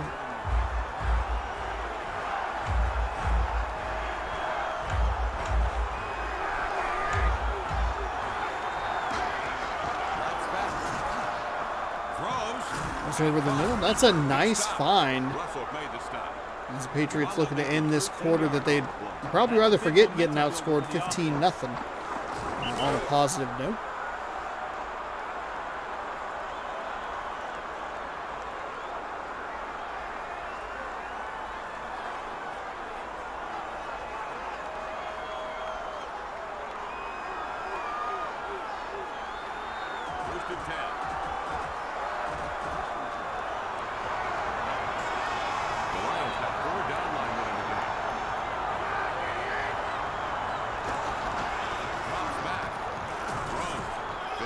That's a nice find. Don't know why he moved to the right at all. Just keep going up the seam. His accuracy, stats, and paycheck all go up. He's probably not going to get too far up the field with the speed of that defender, but you never know with the way this game is. Maybe that's the defender that for some reason they slow down arbitrarily. 25-21 your score. The Patriots with 10 minutes of time of possession. The Lions with under 5. 5 to go in this one. I formation. Hand the ball off. Huge run on first down. They'll get down to the 30. Maybe inside the 30, but fresh set of downs either way. Tremendous running. That was a great play. This is the Patriots team we've seen throughout this afternoon. That third quarter, just take it out of your mind, throw it away. First and 10 from the 30.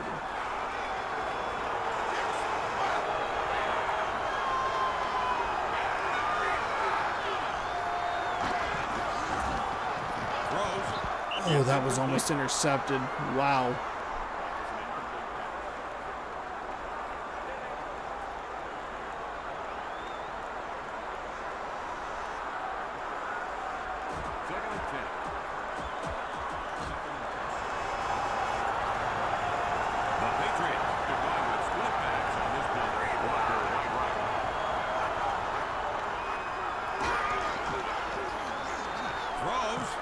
Finds a receiver out of the backfield. Nice play. We'll have a first and 10 outside of the 10, so 8 shots at the end zone here. Barring any sort of defensive penalty or anything. But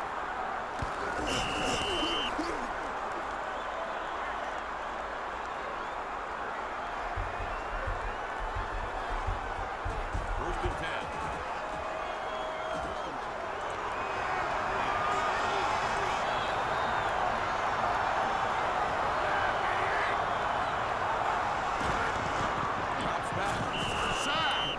sacked by Tom Russell. The first name threw my reading of the second name off. Juan Russell. For the second time in this game. Obviously, the offense needs to do a better job of pass protection. Second and 16. They're going from the shotgun.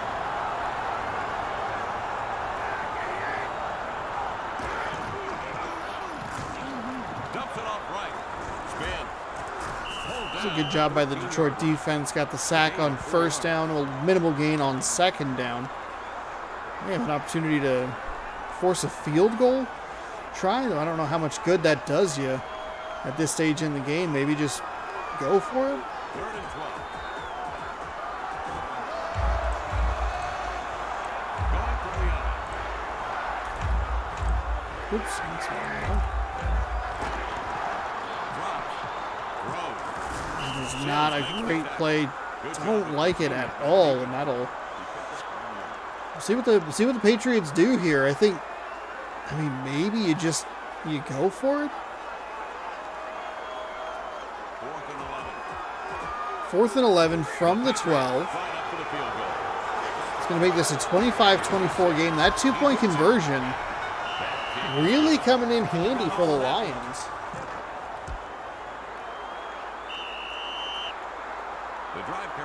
We'll leave them with a 1-point lead, as that's the first Patriots drive to venture into Detroit territory where they come away with a field goal rather than a touchdown. But a terrific game so far.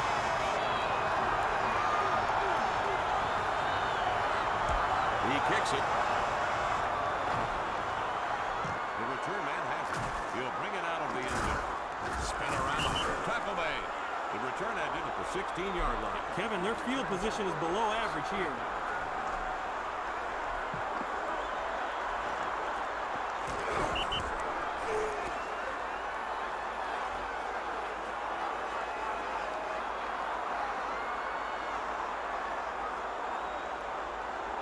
First and 10.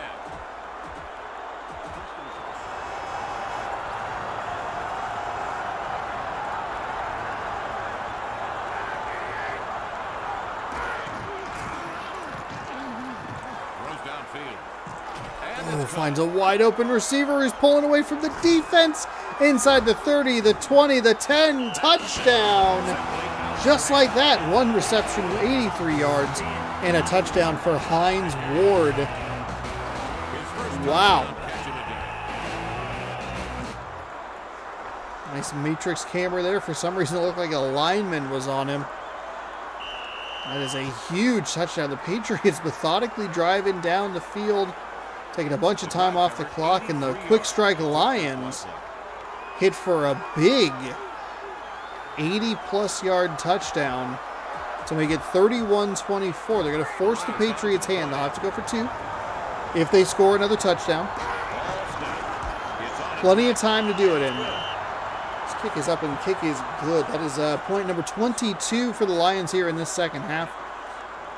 They were outscored 21-7 in the first half.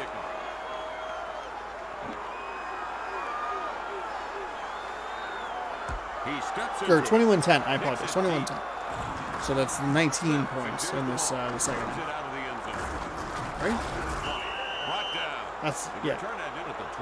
22 points? Somewhere my math is wrong. Don't worry, ignore it. Don't worry about it. It's fine.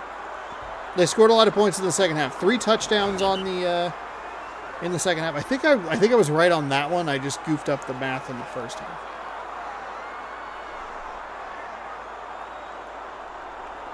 First and 10. 2.5 to go in what has been a fantastic game. One of the best games we've had all season.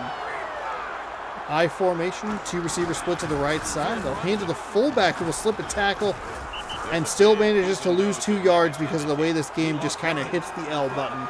Side shuffle, loss. Running takes way too much time. 5th tackle in this game recorded by Lyle. They got to find a way to block this guy. Second and 13.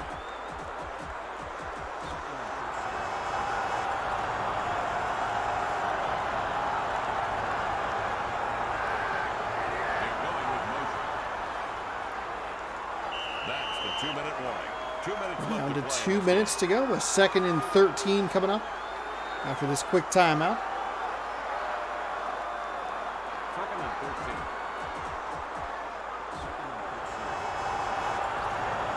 Four receivers on the field. Smith wide left. Drops back. Throws left. Looking for an escape route. Throws. And Back across his body over the middle. Maybe not back across his body either way. Over the middle into a very dangerous part of the field for a minimal gain.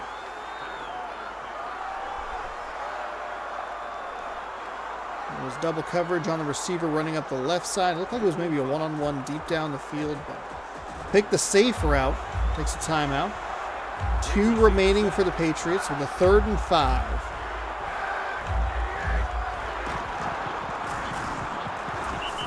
And that is a terrific time for a big defensive stop right there. That's a loss of 7. The Patriots are going to have to go for it on 4th down. Lions going to try and close it out here. Pick up win number 7 on the season. Are they 6-5 as well? They are 6-5. All of these teams are 6-5. That was not intentional, but like kind of nice if I could find a game with 2 more 6-5 teams. That'd be pretty sweet. I think we'll have 1 more 6-5 team with like a 7-4.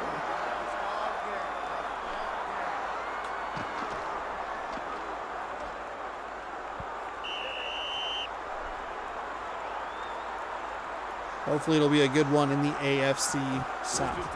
All right, 1st and 10 after the failed 4th down conversion. Detroit is going to win this football game. Patriots can only stop the clock twice. But it doesn't really matter because they'll be able to kick a field goal anyway. I mean, obviously, you never know what happens. Could be a bobbled snap, whatever. We've never seen that be a problem.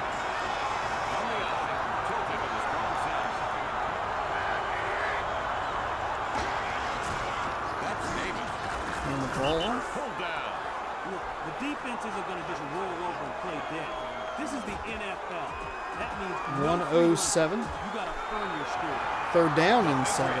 I mean, there's still a chance. Obviously, the Lions should run the ball, take 40 seconds off, which would leave 20, 25, like at absolute best. He's tackled. Minter brought that play to an end.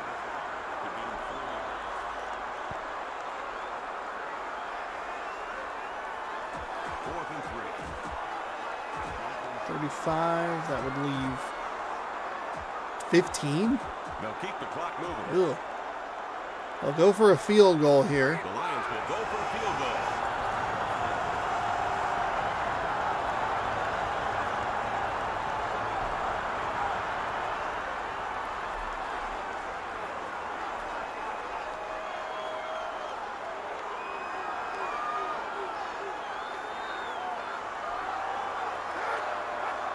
The snap. It's up. And it's good. Nice job by the kicker. He put points on the board.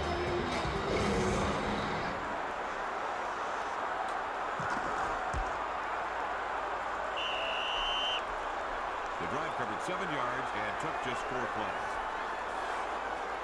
So a quick drive to put on 3 more points, and that will mean that the Lions will win this one 35-24.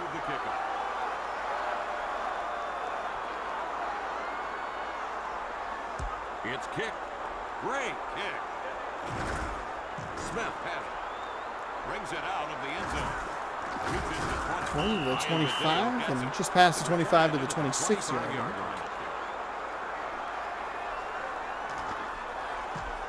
Now we don't really need these replays here. I'll just let this one in.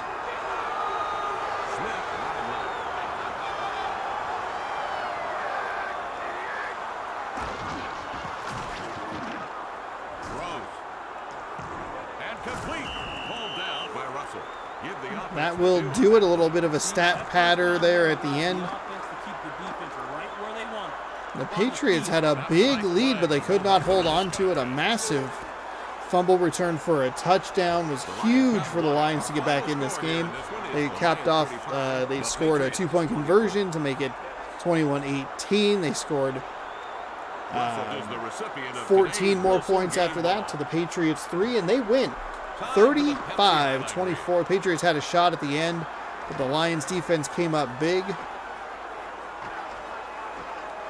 Patriots created a couple of takeaways and were able to cash in on them. But if the Patriots weren't getting those touchdowns or the interceptions, it seemed like they were having a hard time stopping these Detroit Lions. I don't know how many punts we saw. Only 1 or 2 maybe, but this was that was the game-changing play right here.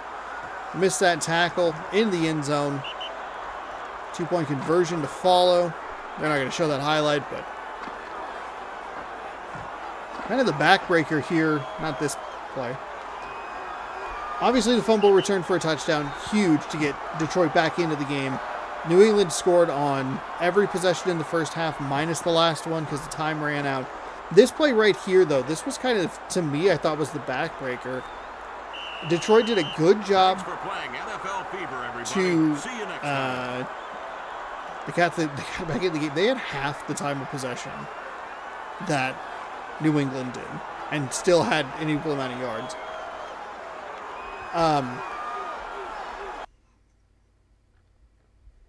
The Patriots were able to get back in the game. They was like 32, or it was 25-24.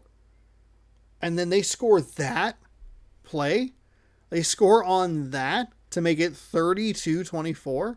A one-play Hines Ward touchdown. It's like, oh my goodness.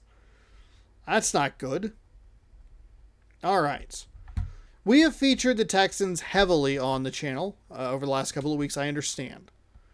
There is an interesting race developing in the AFC South. It's a kind of a 3-team race at the moment. 2 teams toward the top are at 7-3. Welcome to the RCA Dome, everybody. We're at 70 degrees under the dome. Kevin Calabro at the stadium. And we're here to watch this regular season. They are 7-4, I apologize. Them and is it Jacksonville? Oh, I can't remember. I can pull up the standings. And tell us what to look for. He's one of the league's top defensive backs. He's someone opposing wide receivers keep track of before the snap. They make sure they know where he's lined up at all times. Brett Favre is the all-around Oh, best Brett Favre, that's right. quarterback I in the forgot game. about him. He'll do whatever it takes to win, whether it means throwing the ball. Oh, he'll do running whatever it or takes to win, blocking for a including teammate. He's taking money destined from to poor be in the people. Hall of Fame. He'll do it. Thanks, Ron. Captains are at midfield. Let's head down for the coin toss. The visiting Week captain will number make the call. 13 thumbnail in the Captain, bag. what's your choice? Fix that later. Final game of our triple header. Let me see if I can pull week 12 here real quick. The Houston Texans are in third place in the division, but they are only like a game out. So this is a big game for the Texans, who can The visiting pick team up a game elects to receive pretty immediately, like tie up the Colts here, and depending on what happens in Is ready to get this party started. or with the There's the kick. this It's does not run well. He's got it. Come on. From the end zone. Ah, here we go. The Colts are 7-4. The Jaguars are 7-4. The Texans 6-5. The Titans are the team I was trying to think of. It was either the Titans or the Jaguars that were 4-7, or in last place and kind of just out of it. But look, if Houston wins and Jacksonville loses, there will be a three-way tie at 7-5 for the AFC South lead as we head into the final 4 weeks of the season. So the AFC South is getting interesting. The AFC North got a little topsy-turvy because I did not realize how big of a blowout. Nothing doing. We see a sack here. Get away from the hound. Didn't realize how big of a blowout the previous Cincinnati-Baltimore game was, and for them to win that by 3 in overtime puts them in the driver's seat. Whew. Hopefully there's some good games. I got to look at it and kind of figure things out. I think I say that every week, sorry.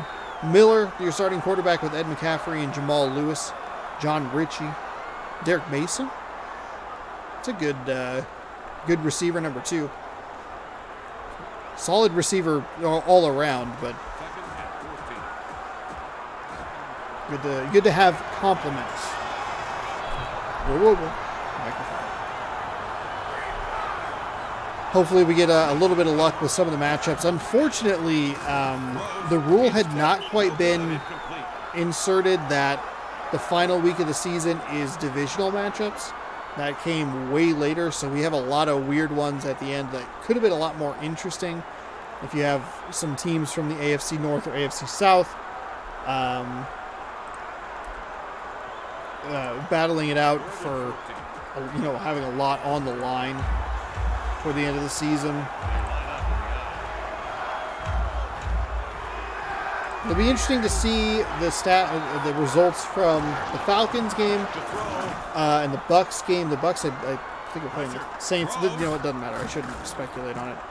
Came back to get that one. We don't see that a lot. Usually when balls are floated up in the air like that and the receiver's coming back to it, it's an interception or the ball is batted down. But the great play there by Ed McCaffrey.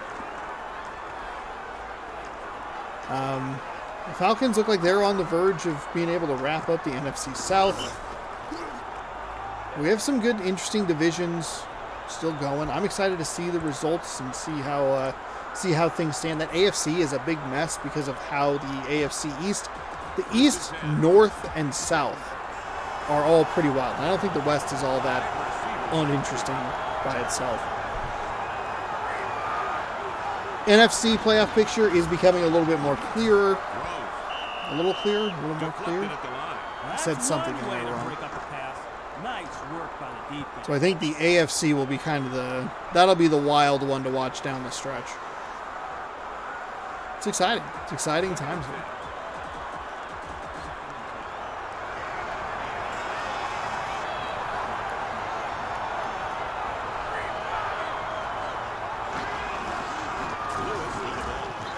Runs off the left side.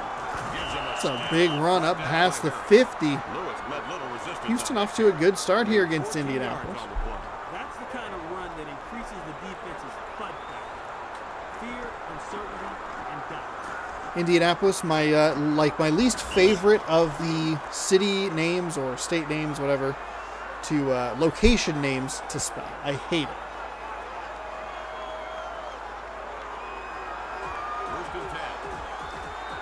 And every time it's like, why don't I just put the nicknames?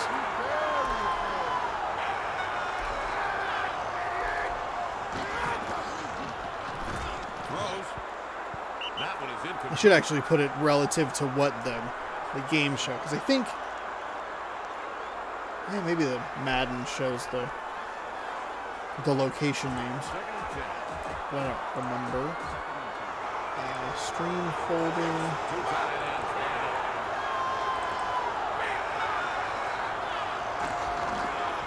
No, they both show the nicknames.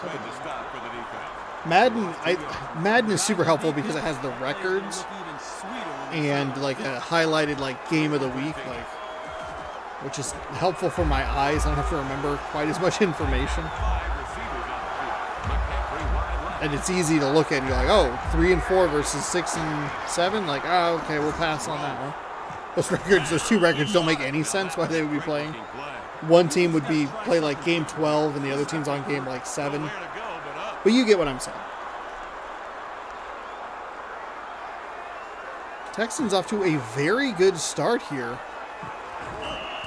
For maximum chaos, we're rooting for Jacksonville to lose. We're rooting for Houston to win.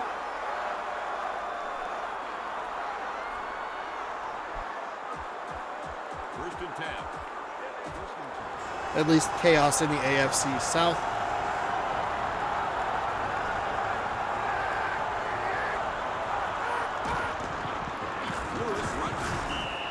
Tackled from behind. Sharper is credited with the tackle. He was stopped and brought down at the line of scrimmage.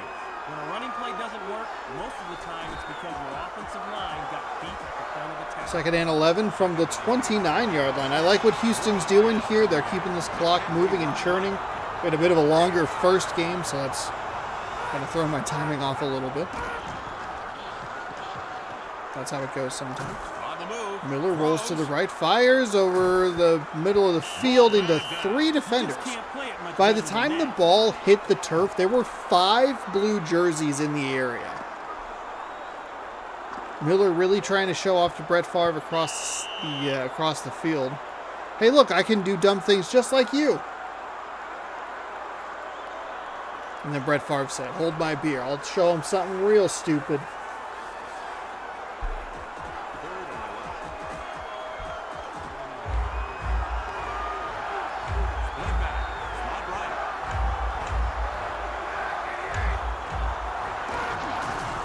Third down and 11. Of course, I say I like what the Houston Texans are doing by keeping the clock moving, and they throw some incomplete passes. The sack does help the clock continue to tick away, but a really solid drive by Houston stalls out, and the sack is a really bad one as it's going to knock them out of field goal range.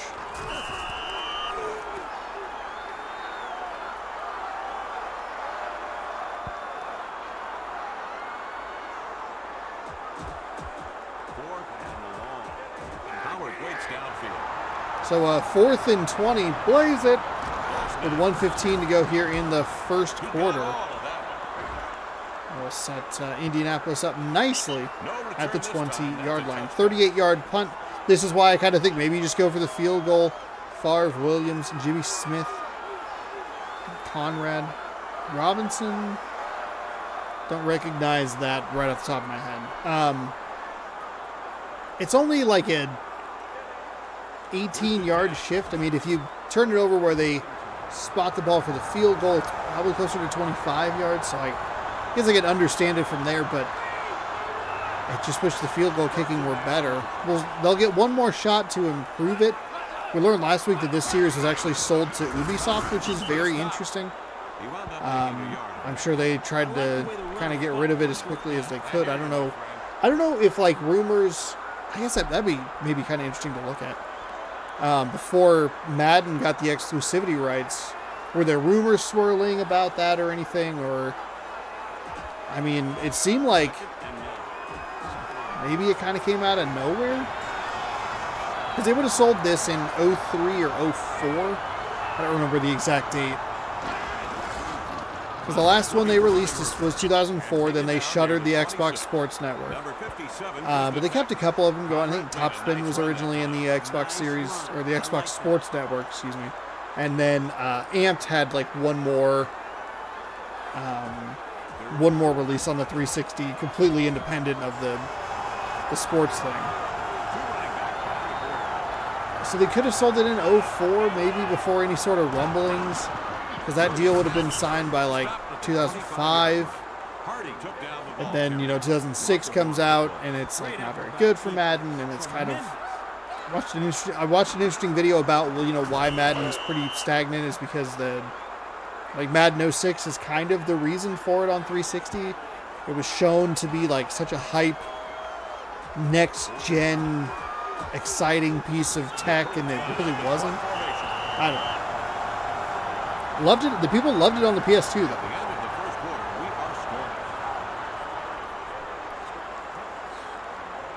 Either way, we have a goose egg game to start this one. 3:45 on the Houston Texans. Time of possession, a little over a minute for the Indianapolis Colts, who will punt the ball away to start quarter number 2. From the 25-yard line, he will take a fair catch. A 49-yard punt on that one. So a good field flip right there from Craig Hintrich.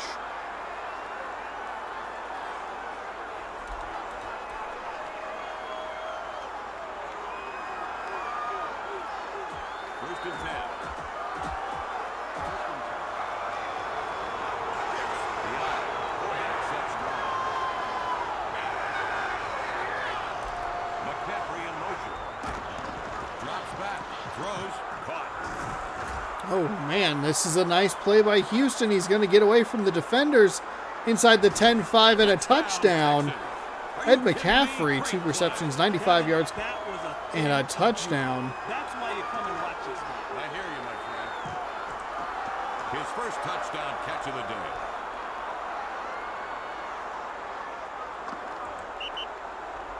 It took all of one play to score, Ron. That sure was efficient. I don't think the defense knows what hit him.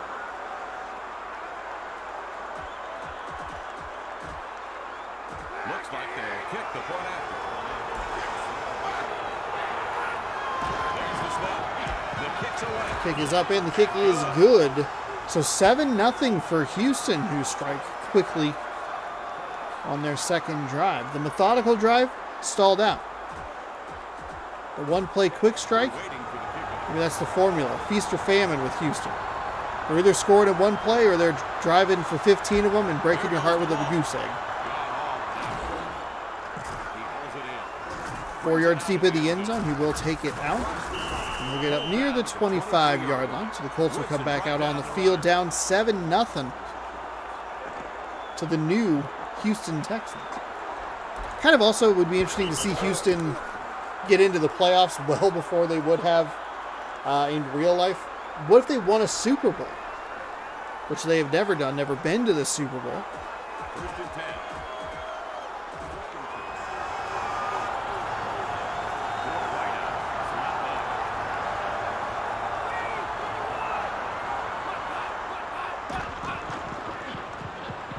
First and 10. Favre throws, and that was nearly intercepted. He got lucky with that one.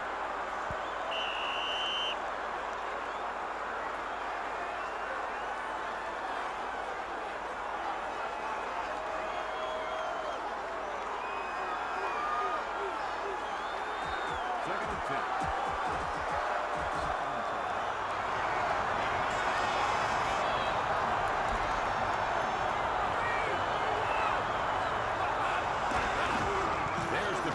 Pitch to the left side. Well blocked. To get up near the 40-yard line and a fresh set of downs for the Colts. The defense offered little resistance up front. Big gain. Gained about 15 yards. A run like that can make your defense start questioning its ability. And in this league, once you lose your confidence, you are done. First and 10. From the shotgun formation.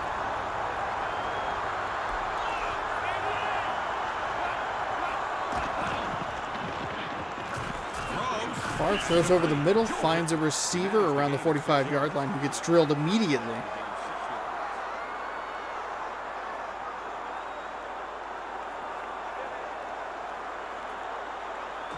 Second and 4.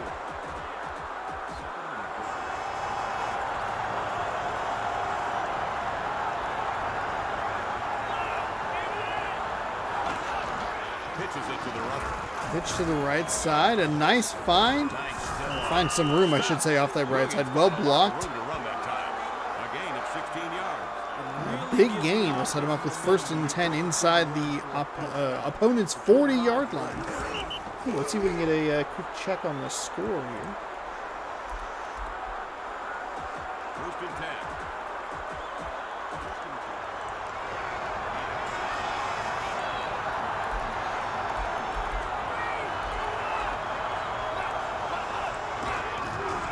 It's a handoff. He's brought down. Let's see. 14-9 here in the 3rd quarter.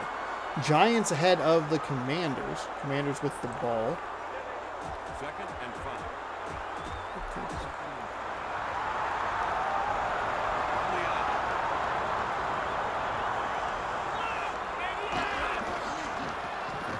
Looking for an escape route. Throws. Catch made. Brought down. The tackle was made by number 57. He picked up 5 yards on the play.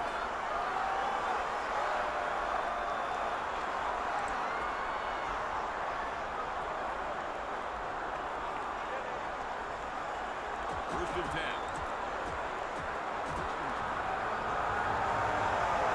The Colts from a single back set.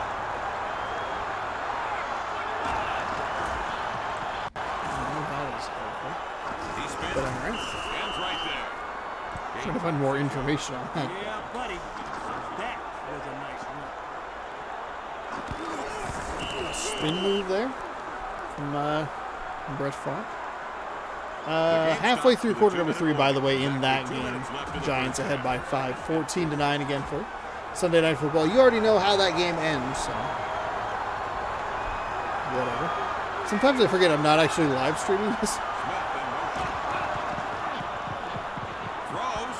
That's another dangerous throw. The second time the Houston Texans have been able to take a throw like that, just kind of like a short little hook. That one had maybe a little too much air under it. Just get in front of the receiver, bat the ball down, and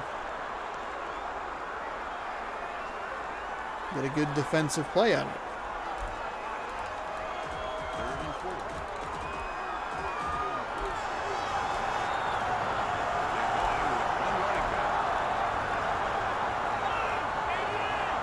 Minute and 57 seconds to go here, 2nd quarter. That is a nice defensive play, deflected at the line. Again, can't get to that quarterback. You put the hands up. Get a little deflection there.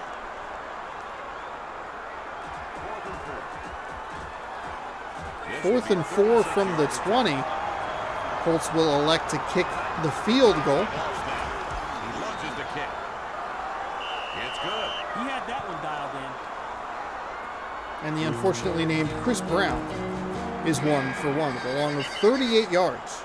The drive covered 56 yards and took 10 plays. Drive stalled out right around that 20-yard line, but a good-looking drive up to that point. Brown The Texans look at the ball with plenty of time, 1 minute and 51 seconds to go. He kicks it. Mason passed the ball From the goal line, get up to the 20, spins around to the 25 and clotheslined 28-yard line. before he can get to the 30. I thought that might have got broke loose for a big gain up the left sideline, but Colts able to get him down before he does too much damage.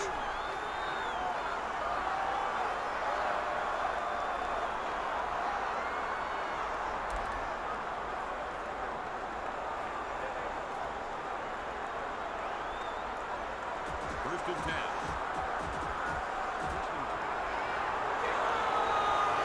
The Texans have 5 receivers on the field.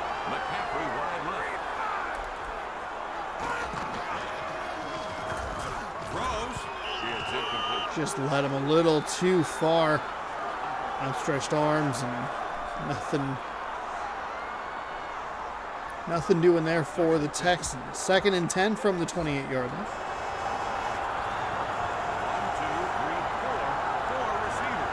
Mason wide left.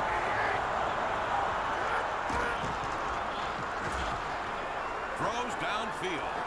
That's an open receiver on the left side. Touchdown. He scored.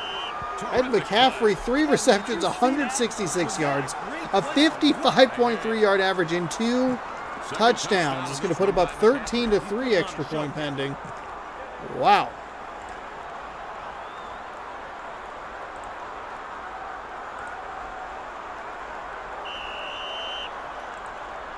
The drive covered 71 yards and took just 2 plays.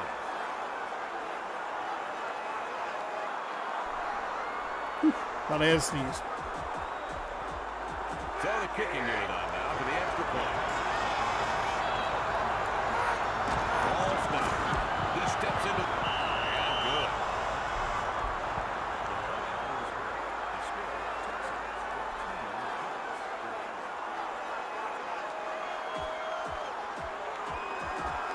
Howard awaits the kick. There's the kickoff. Big hit. A man has it. He'll bring it out of the end zone. Reaches the 20. Tackle made. Green discredited with the tackle. The return ended at the 22-yard line.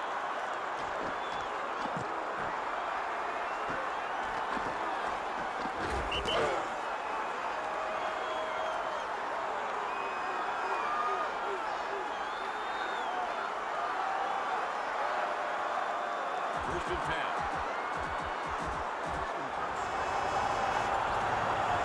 Three-man front for the Texans.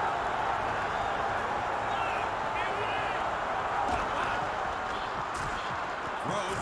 That's a catch. Corralled at the 26-yard line. He wound up making 3 yards on the play. Timeout for the Colts. They have 2 timeouts left. Second and 7. Single back set.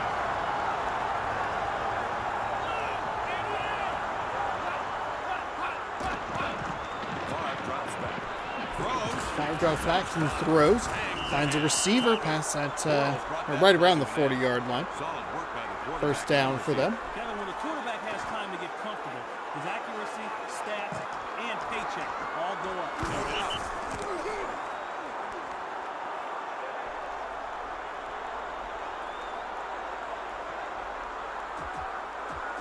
First and 10.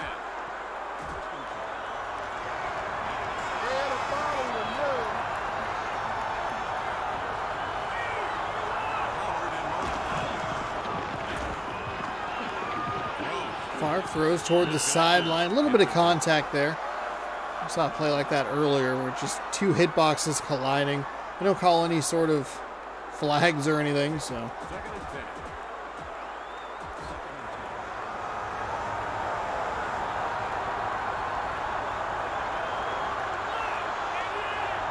It'll be second down and 10 with 49 seconds to go. Favre drops back, throws to the right side, finds a receiver who slips a tackle, and mercifully steps out of bounds if you're the Colts offense. Now that's how the passing Just going to game try and is get done. that further upfield. The game tends to push the players towards the defender, so would have cost them a timeout. Single back formation. Third down and 2. Single back set, 2 receivers split either side. Drops back. Favre drops down, fires, and that is going to be a loss of 4. The pass caught, but the And flag that on the is a terrible play. Everything about that sucked. Everything about it sucked. fourth and 6. Maybe the effort by the defender. Good effort by the defender. Pushed him out of bounds for the loss. 4th and 6. A lot of air under that one. They'll run away from it. It'll check up, but not enough. That's a touchback. And that'll be a touchback. 1st and 10 with some time for the Houston Texans. And I believe a full allotment of timeouts. First and 10. Again, I didn't see it. I looked at the wrong helmet.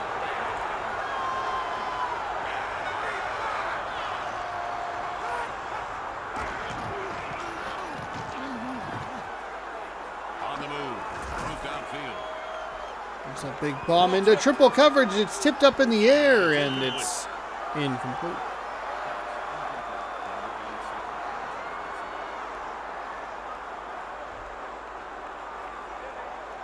Second and 10.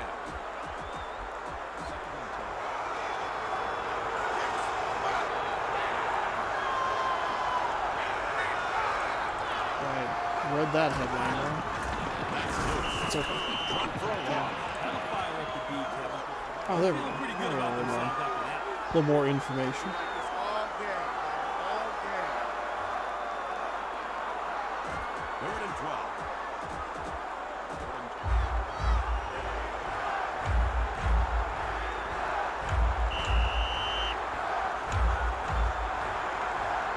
At the end of the first half, the score is the Texans 14-3 your score at half. Houston, boy, if they're striking quick, they're gold. 455 at the time of possession, 186 yards. 2 big, huge touchdown plays. Otherwise, they're having trouble with the long, methodical drives. He steps into it. He got all of Colts with an opportunity to get right back in this game. We'll see if they want to go with the same strategy that the previous team went with, which was the Detroit Lions.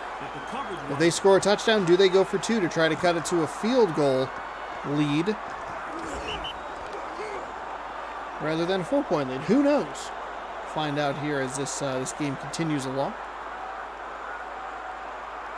Getting close to the subscriber goal of 1,500, so if you'd like to help out with that, if you haven't subscribed yet, please consider doing that. Every Tuesday you can catch a new installment of this and a bunch of other stuff going up on the channel. Every day, 6 a.m. Pacific time, as they hand the ball off for a gain of 3. You know what the problem was there? The defense didn't rally around the football. 2nd and 6. 2 back set for the Colts.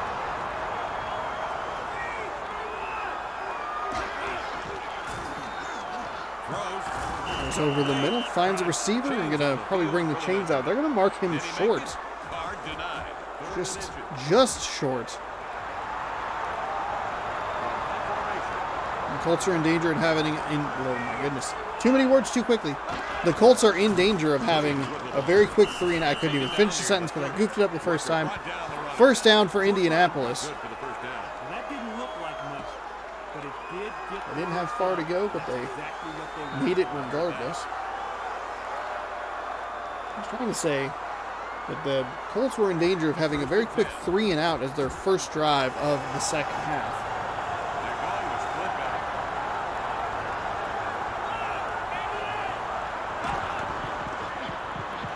Swings it left. Goes to the left side. Weirdly enough, that kind of odd throw and catch worked to elude the defender. Take a look at the replay here. He jumps to catch it, and that means that number 57, literal linebacker, overruns the route and is able to pick up about 14 yards on that. Not entirely planned, but still a nice play for Favre and Williams. Get the ball up to the 44-yard line with first down and 10.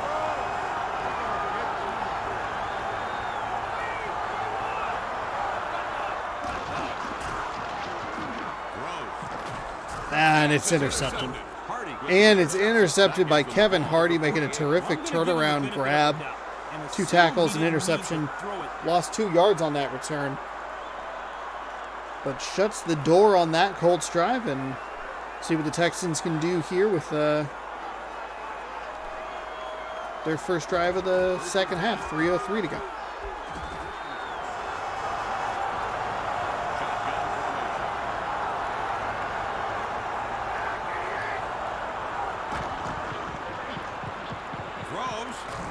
Here's over the middle, tripped up at the 30-yard line. I believe that's McCaffrey again. What a great-looking play. The defense needs to start putting some pressure on this quarterback.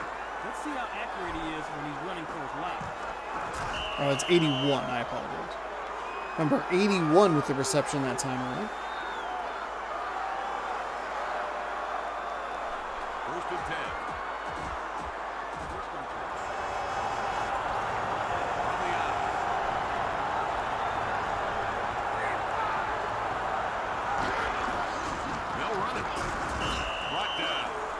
Runs a few yards off that right side. That was a nice piece of running. Very nice. Second and 6. The Texans began with split backs on this play.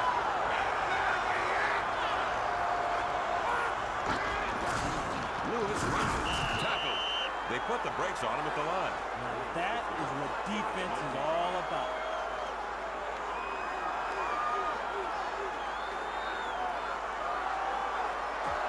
Third and 6.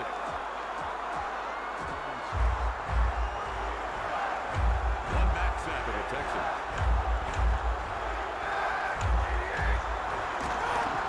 Miller comes back. Oh, they brought an extra defender. It forced a quick throw. He probably should have caught the ball, and it was still a nice play.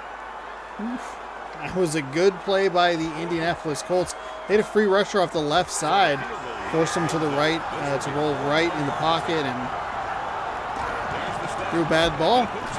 The kick is up, and the kick is good, though. It's good. Now, see, So there you John go. Hall His makes a teammates are showing 41-yard love attempt, and now. that'll make it How will they 17-3 react to his next miss? near the end of The drive quarter covered number 27 3. yards and took 5 plays.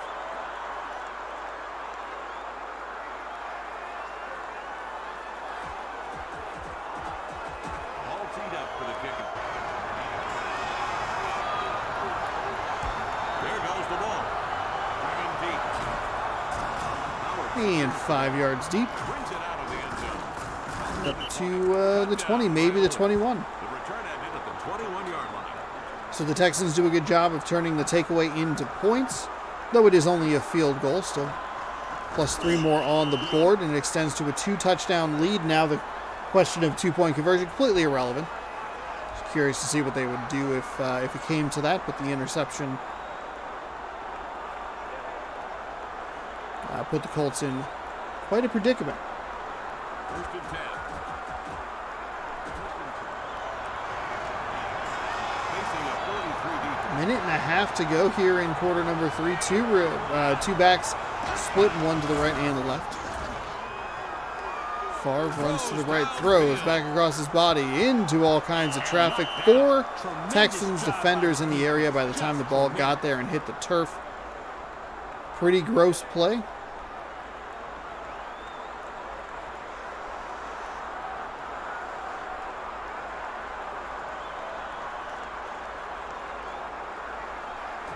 Second and 10.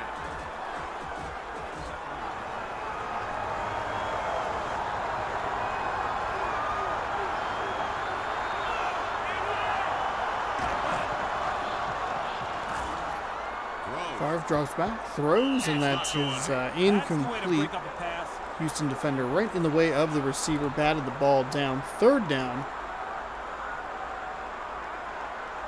Coming up. Third and 10. I didn't realize I opened it a second time. But okay. Kind of unnecessary, but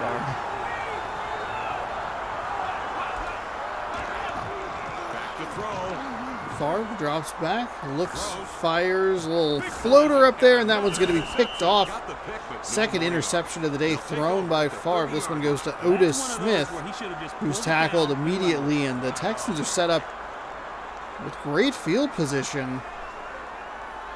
A little bit of a Cincinnati Bengals vibe for the Texans today, creating some turnovers deep in opponents' territory, setting themselves up for easy field goals and McCaffrey wide left. short fields for touchdowns. Single back set for Houston, who will run the ball. He'll get through an arm tackle at the line of scrimmage and You got to run that ball. tackled shortly thereafter. Second and 9. Two-back set.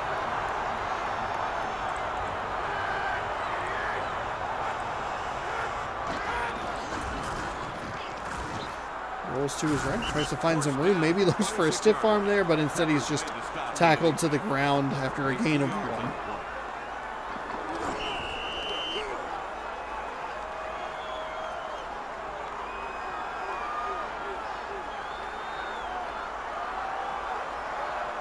Third and 7.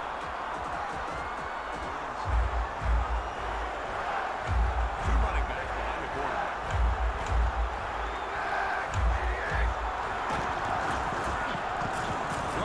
Oh, they sent an all-out pressure. And he's going to do a little funky dance to get into the end zone. They held R on the button to dominate. They sent everybody, and Jamal Lewis got lost. I don't know what that is. The drive covered 29 yards and took 3 plays. And that's going to make it 23-7 extra point pending. This game is quickly getting out of hand Kicking team on the for field. the Colts. The kick's away and through the uprights. All good.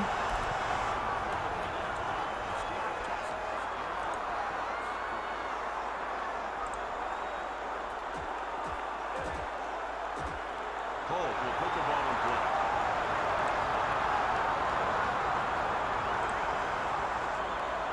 There's the kickoff. Big kick. Smith gets the ball. 5 yards Off deep. the end zone. We'll get up to almost the 20, but not. The tackle. The offense needs to think of this as an opportunity. If they can get points on this drive, it'll give them all kinds of All right, here we go. Colts need points here. They've scored a measly field goal. And they'll find themselves tied for second place, maybe tied for first. We're getting the first half of our Ultimate Chaos, if that's what we're rooting for. I'm rooting for Ultimate Chaos. I don't know about you. We need the Jaguars to lose Howard in motion. and these Texans to win. Halfway there. Favre throws to the left side, finds a receiver right near the 25-yard line. Set up a second and very reasonable 2nd and 4, 2nd and 5 maybe. Second and 10. Oh, 2nd and 10. I get that was an incomplete pass. All right, cool, great, excellent. That sucks.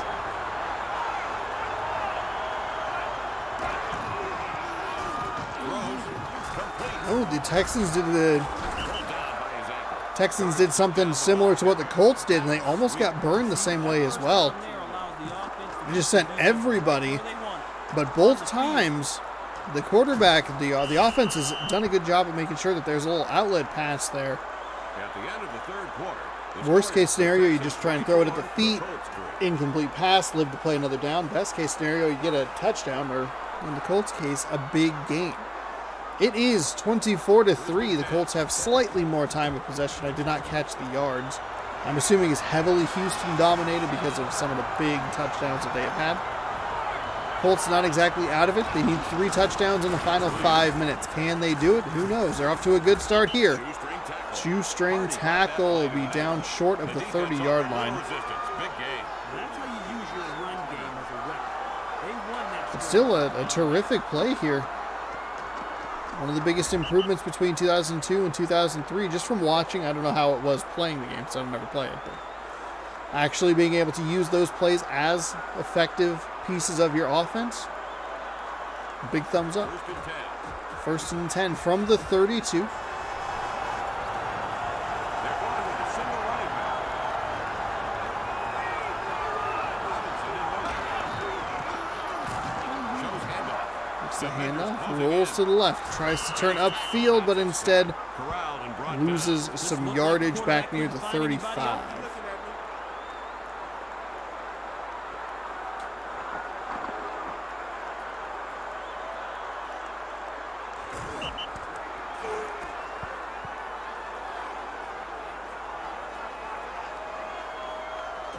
Second and 13.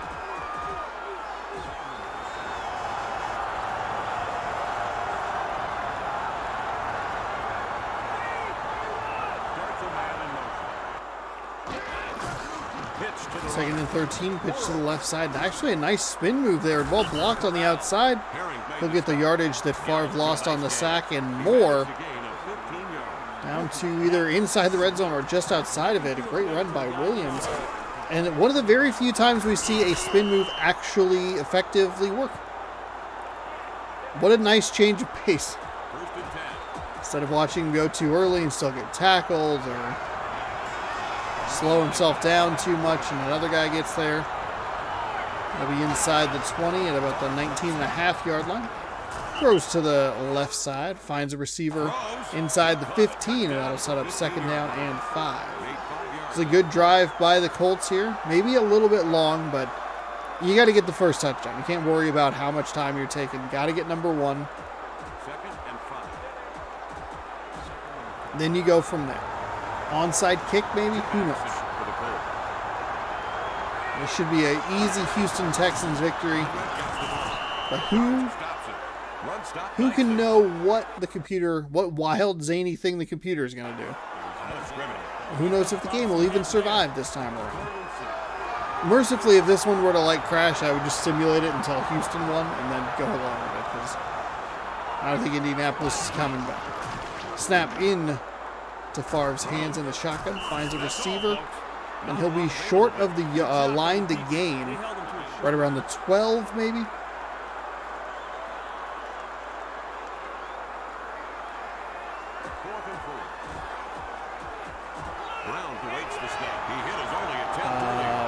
This field goal is completely useless. Chip shot. Right down Broadway. It's good. 24-6. Touchdown with 3 points. 3 points.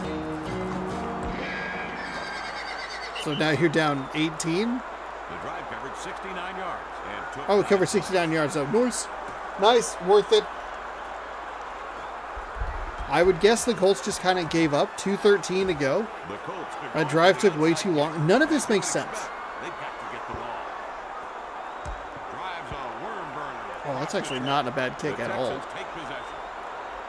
Penalty against the kicking team. The kickoff went out of bounds. First and 10. First and 10 from the 49-yard line. They got that second big bounce, but like just a little too long. They need that second bounce a little earlier. Players just not able to get down the field. The tackle was made by Clobbered Williams. Now for some good running. as he crossed the 45-yard line. They did some damage on that play. And we'll go to the 2-minute warning. Houston up 24-6. Weirdly enough, the weakest game of the 3. Probably also the most unexpected result of the 3. The Houston Texans victory in this dominant a fashion. We should see a timeout here. Okay, go ahead and try and skip through this. They have 2 timeouts left. 3rd and 6. Split back.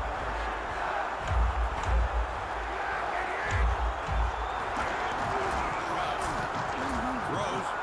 Wiemersma The makes the receiver catch. couldn't quite get to the first down marker. Bellamy is credited with the tackle. I'm going to see, I think, 3rd and inches here. 4th and 2, actually. It was a lot further away than I realized. So Indianapolis dragging this game out for some reason, even though they kicked a field goal instead of going for it on 4th down and getting a touchdown. Then went with an onside kick. It just doesn't make sense altogether. No return this time. That's a touchback.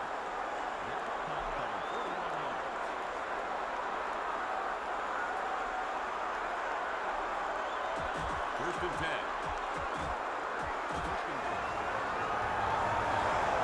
There are 2 running backs behind the quarterback.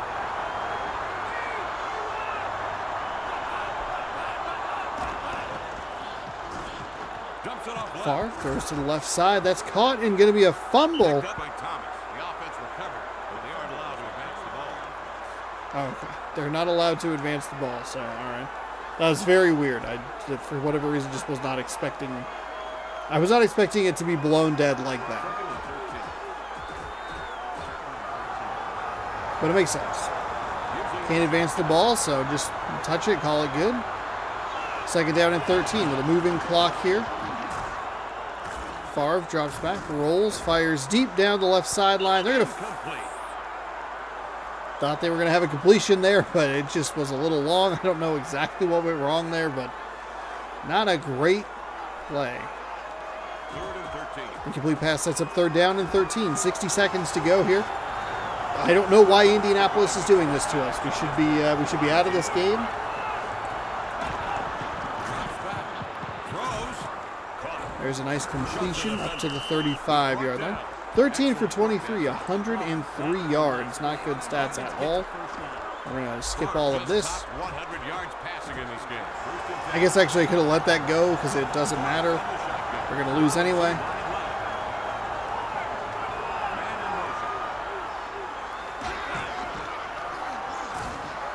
Favre drops, finds a Steele receiver. pulled down by Steele. Nice looking play. I won't bother skipping this. Way to take that play away. I kind of just, I did it without really thinking about it. I don't know, something feels like there's something wrong with me, but there isn't.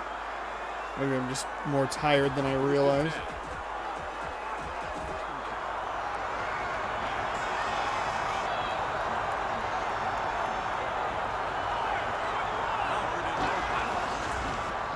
On the play action, he stopped. He picked up 1 yard on the play. Timeout called by the home squad. They have no timeout.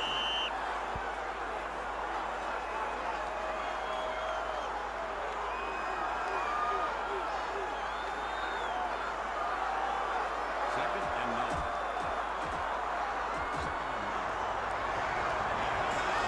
Four receiver set. Flat man to the right.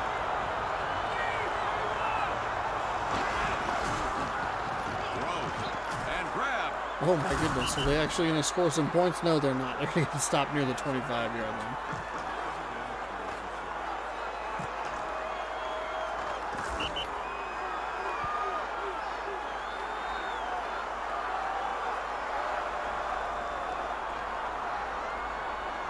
They're just running off the field. All right, that was the end of the game. The final gun sounds and this Okay, game is over. 24-6 your final. The Colts made some questionable decisions there toward the end of the game, kicking a field goal, going for the onside kick, still using their timeouts, trying to get back into it. Who knows? 3 receptions, 166 yards, a 55.3-yard average, and 2 touchdowns. Ed McCaffrey, your player of the game, unsurprisingly, in a dominant Texans win, 24-6. Here are some of the highlights. Hopefully you're a Houston Texans fan, because a lot of these are going to be good plays for them, because the Colts did not do a whole lot, as evidenced by the 6 points they scored.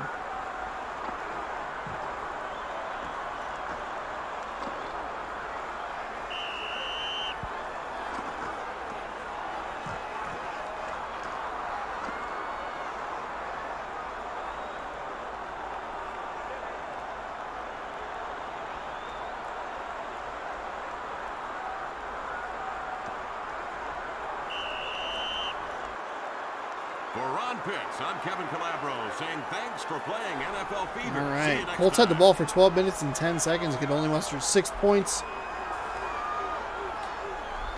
What a game. What a game for the Houston Texans. Part 1 of your AFC South chaos is complete. Texans dominating the Colts. Let's find out how the rest of the week went. We got to sim all of this down.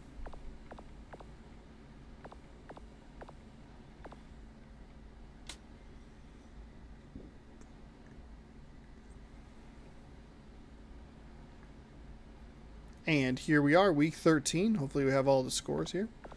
All right. We watched the Lions defeat the Patriots by a score of 35-24 in probably the best game of the day. Cowboys over Washington 20-3. Oh, wow. Oh, never mind. It was the Giants are playing Washington right now. Cardinals take out the Chiefs 32-13. Falcons beat the Vikings by a touchdown 24-17. They are 1 win closer to a 10-win season. The first team that would make that happen. 13-10 was the final. The Bengals won in overtime over the Ravens, as seen in game number 1 today. The Browns crushed the Panthers by 20, 37-17. The Bears beat the Packers 28-13. Actually, a little surprised I didn't actually watch that game because I love the Bears-Packers rivalry, but the Bears get the upper hand in that one. So big win for the Lions. Keep that in mind as we look through the standings. Bills over the Dolphins 30-17. The Steelers beat the Jaguars 38-6. So we'll keep that. AFC South is getting fun. Giants beat the Titans, who could have used a victory today, 16-7. Broncos beat the Chargers by 10, 27-17. Texans all over the Colts in the most recent game, 24-6. 49ers clobber the Seahawks 30-3. Rams over the Eagles 24-14. Bucks over the Saints 10-9. Wow.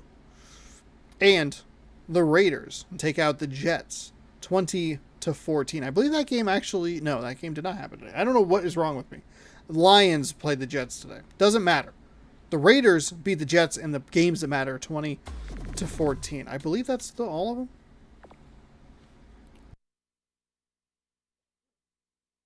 I think there's still bye weeks, or I maybe just missed a team somewhere I was trying to find. Doesn't matter.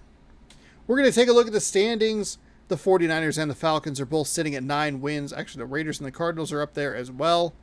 Packers and Cowboys sitting at 8, and then the Bengals, Bucks, Colts, Chargers, Lions, Jags, Texans all sitting at 7. That's an entire, almost an entire page of 7-win teams. Okay. In the NFC, the Falcons, they still have the 1 seed. They're 9-2 with 1 tie. It's giving them the advantage over the 49ers. They are from the South, so they are from the South. We have 2 teams at 9-3 in the AFC, or the NFC West, which means the 49ers, as it stands, are going to be the 2 seed. The Cardinals are going to drop all the way to the 5 seed. The Packers are the 3, the Cowboys the 4, and the Bucks the 6. Big win for Detroit and a big 1-point win for the Buccaneers, who hold on to that 6th spot with 4 games to go. Well, the Giants are right in the thick of it. The Bears are sticking around as well. Saints are going to need some help, but they do have that tie that might get them what the Falcons have, which is just enough of a half point to get in there, but they're going to need some help. Big loss for them today. Seahawks at 5-7, I think, are probably going to be out, as are the Vikings, Eagles, and the lowly 2-10 Panthers. Oh boy. So there you go. We'll keep an eye on the Lions and the Giants. Lions look good today. Lions, Giants, and Bears. In the AFC, this one is where it is an absolute mess. The Raiders are at 9-3. They're in first place. They're your AFC West representatives. The Bengals are all the way up in the 2 spot at 7-5. They would win the AFC North. The Colts are 7-5. They would win the AFC South. So that would be your 1, 2, and 3. The Chargers are the West's second team, so they would slip to the 5. The Jaguars are the AFC South's second team. They would slip to the 6. And all the way down here is the Jets at 6-6. And that would be your 4 seed, which would mean that the Ravens, Steelers, and Texans at the moment would miss out. So this one is really cluttered with 1, 2, 3, 4, 5, 6, 7, 8, 9, 10 teams at 500 or better. Whew. It's going to be a wild race to the finish line. All right, let's go division by division. The Cowboys lead the NFC East at 8-4. The Giants on the bubble at 6-6. Eagles at 4-8, and Washington they're toast. Jets and Patriots, are at 6-6. The Dolphins and Bills are at 5-7. Tight race in the AFC East. The NFC South. Falcons lead. They would really need to stumble to lose this division lead, but they are 9-2-1. The Buccaneers are at 7-5. The Saints at 5-6-1. Huge loss for them. They could have improved to 6-5-1 and dropped the Buccaneers to 6-6 and gotten second place and been in a better position to try and make the playoffs. The Panthers, we won't worry about them. Here's where it gets fun. The AFC South, Colts, Jaguars, Texans, all 7-5. Titans, they're 4-8. The NFC West is also fun with the 49ers and Cardinals both sitting at 9-3. The Seahawks are at 5-7 and the Rams are at 3-9. The AFC West is, maybe the least interesting division of the AFC teams, divisions we've seen so far. The Raiders are at 9-3. Chargers, 7-5. Chiefs, 5-7. Broncos, 4-8. NFC North is getting tighter. I think the Packers are really struggling without their quarterback. They're 8-4. They have the lead. They'll kind of just have to hang on if they want to get the NFC North crown. But they did lose to the Bears, who are now 6-6. And between those two teams, though, are the 7-5 Lions, who looked great today. The Vikings at 5-7 make this a pretty competitive division. The AFC North is very competitive as well. Huge win for the Bengals to take first place. Ravens and Steelers are at 6-6. They are both a game behind the Bengals. The Browns 3-9. And that does it. Let's take a look at some of the matchups next week. Buccaneers, Falcons, that's a good one. Off the top of my head. Texans and Steelers, those are some playoff teams. Colts and Titans, unfortunately, are in last place. 49ers, Cowboys, darn it. Lions and Cardinals. Saints, Ravens. This is... Okay, Raiders, Chargers. Vikings, Packers, Bears, Dolphins. Oh, man, are we just kind of getting, like, some bad luck? There's a lot going on, but they're not playing each other, which is unfortunate. Like the Jaguars, they're a good team. They're playing the Browns. That sucks. We get anything interesting in, like, week 15? Ooh. More and more I am appreciating Cardinals 49ers is one that I would love to see late. Okay, week 16. All right.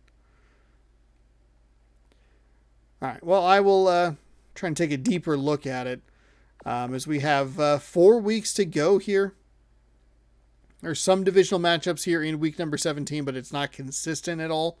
So we'll see what happens. 3 more games of exciting football action for you next Tuesday right here, youtube.com/Shawnosaurus Rex. So be sure to scroll down, subscribe, ring that bell. You'll be notified when I post new videos. Thanks so much for watching and hanging out. Hopefully you're enjoying it. If you're having a good time watching it, I'm having a good time making it. I'm having a good time making it regardless. But I do appreciate the views. If you're hanging out and having a good time, be sure to scroll down, subscribe, ring the bell. You'll be notified when I post new videos every day, 6 a.m. Pacific time, right here on the channel. And it'll help me hit my subscriber goal of 1,500 by the end of the year. Thanks again for watching. We'll see you next week, and go sports.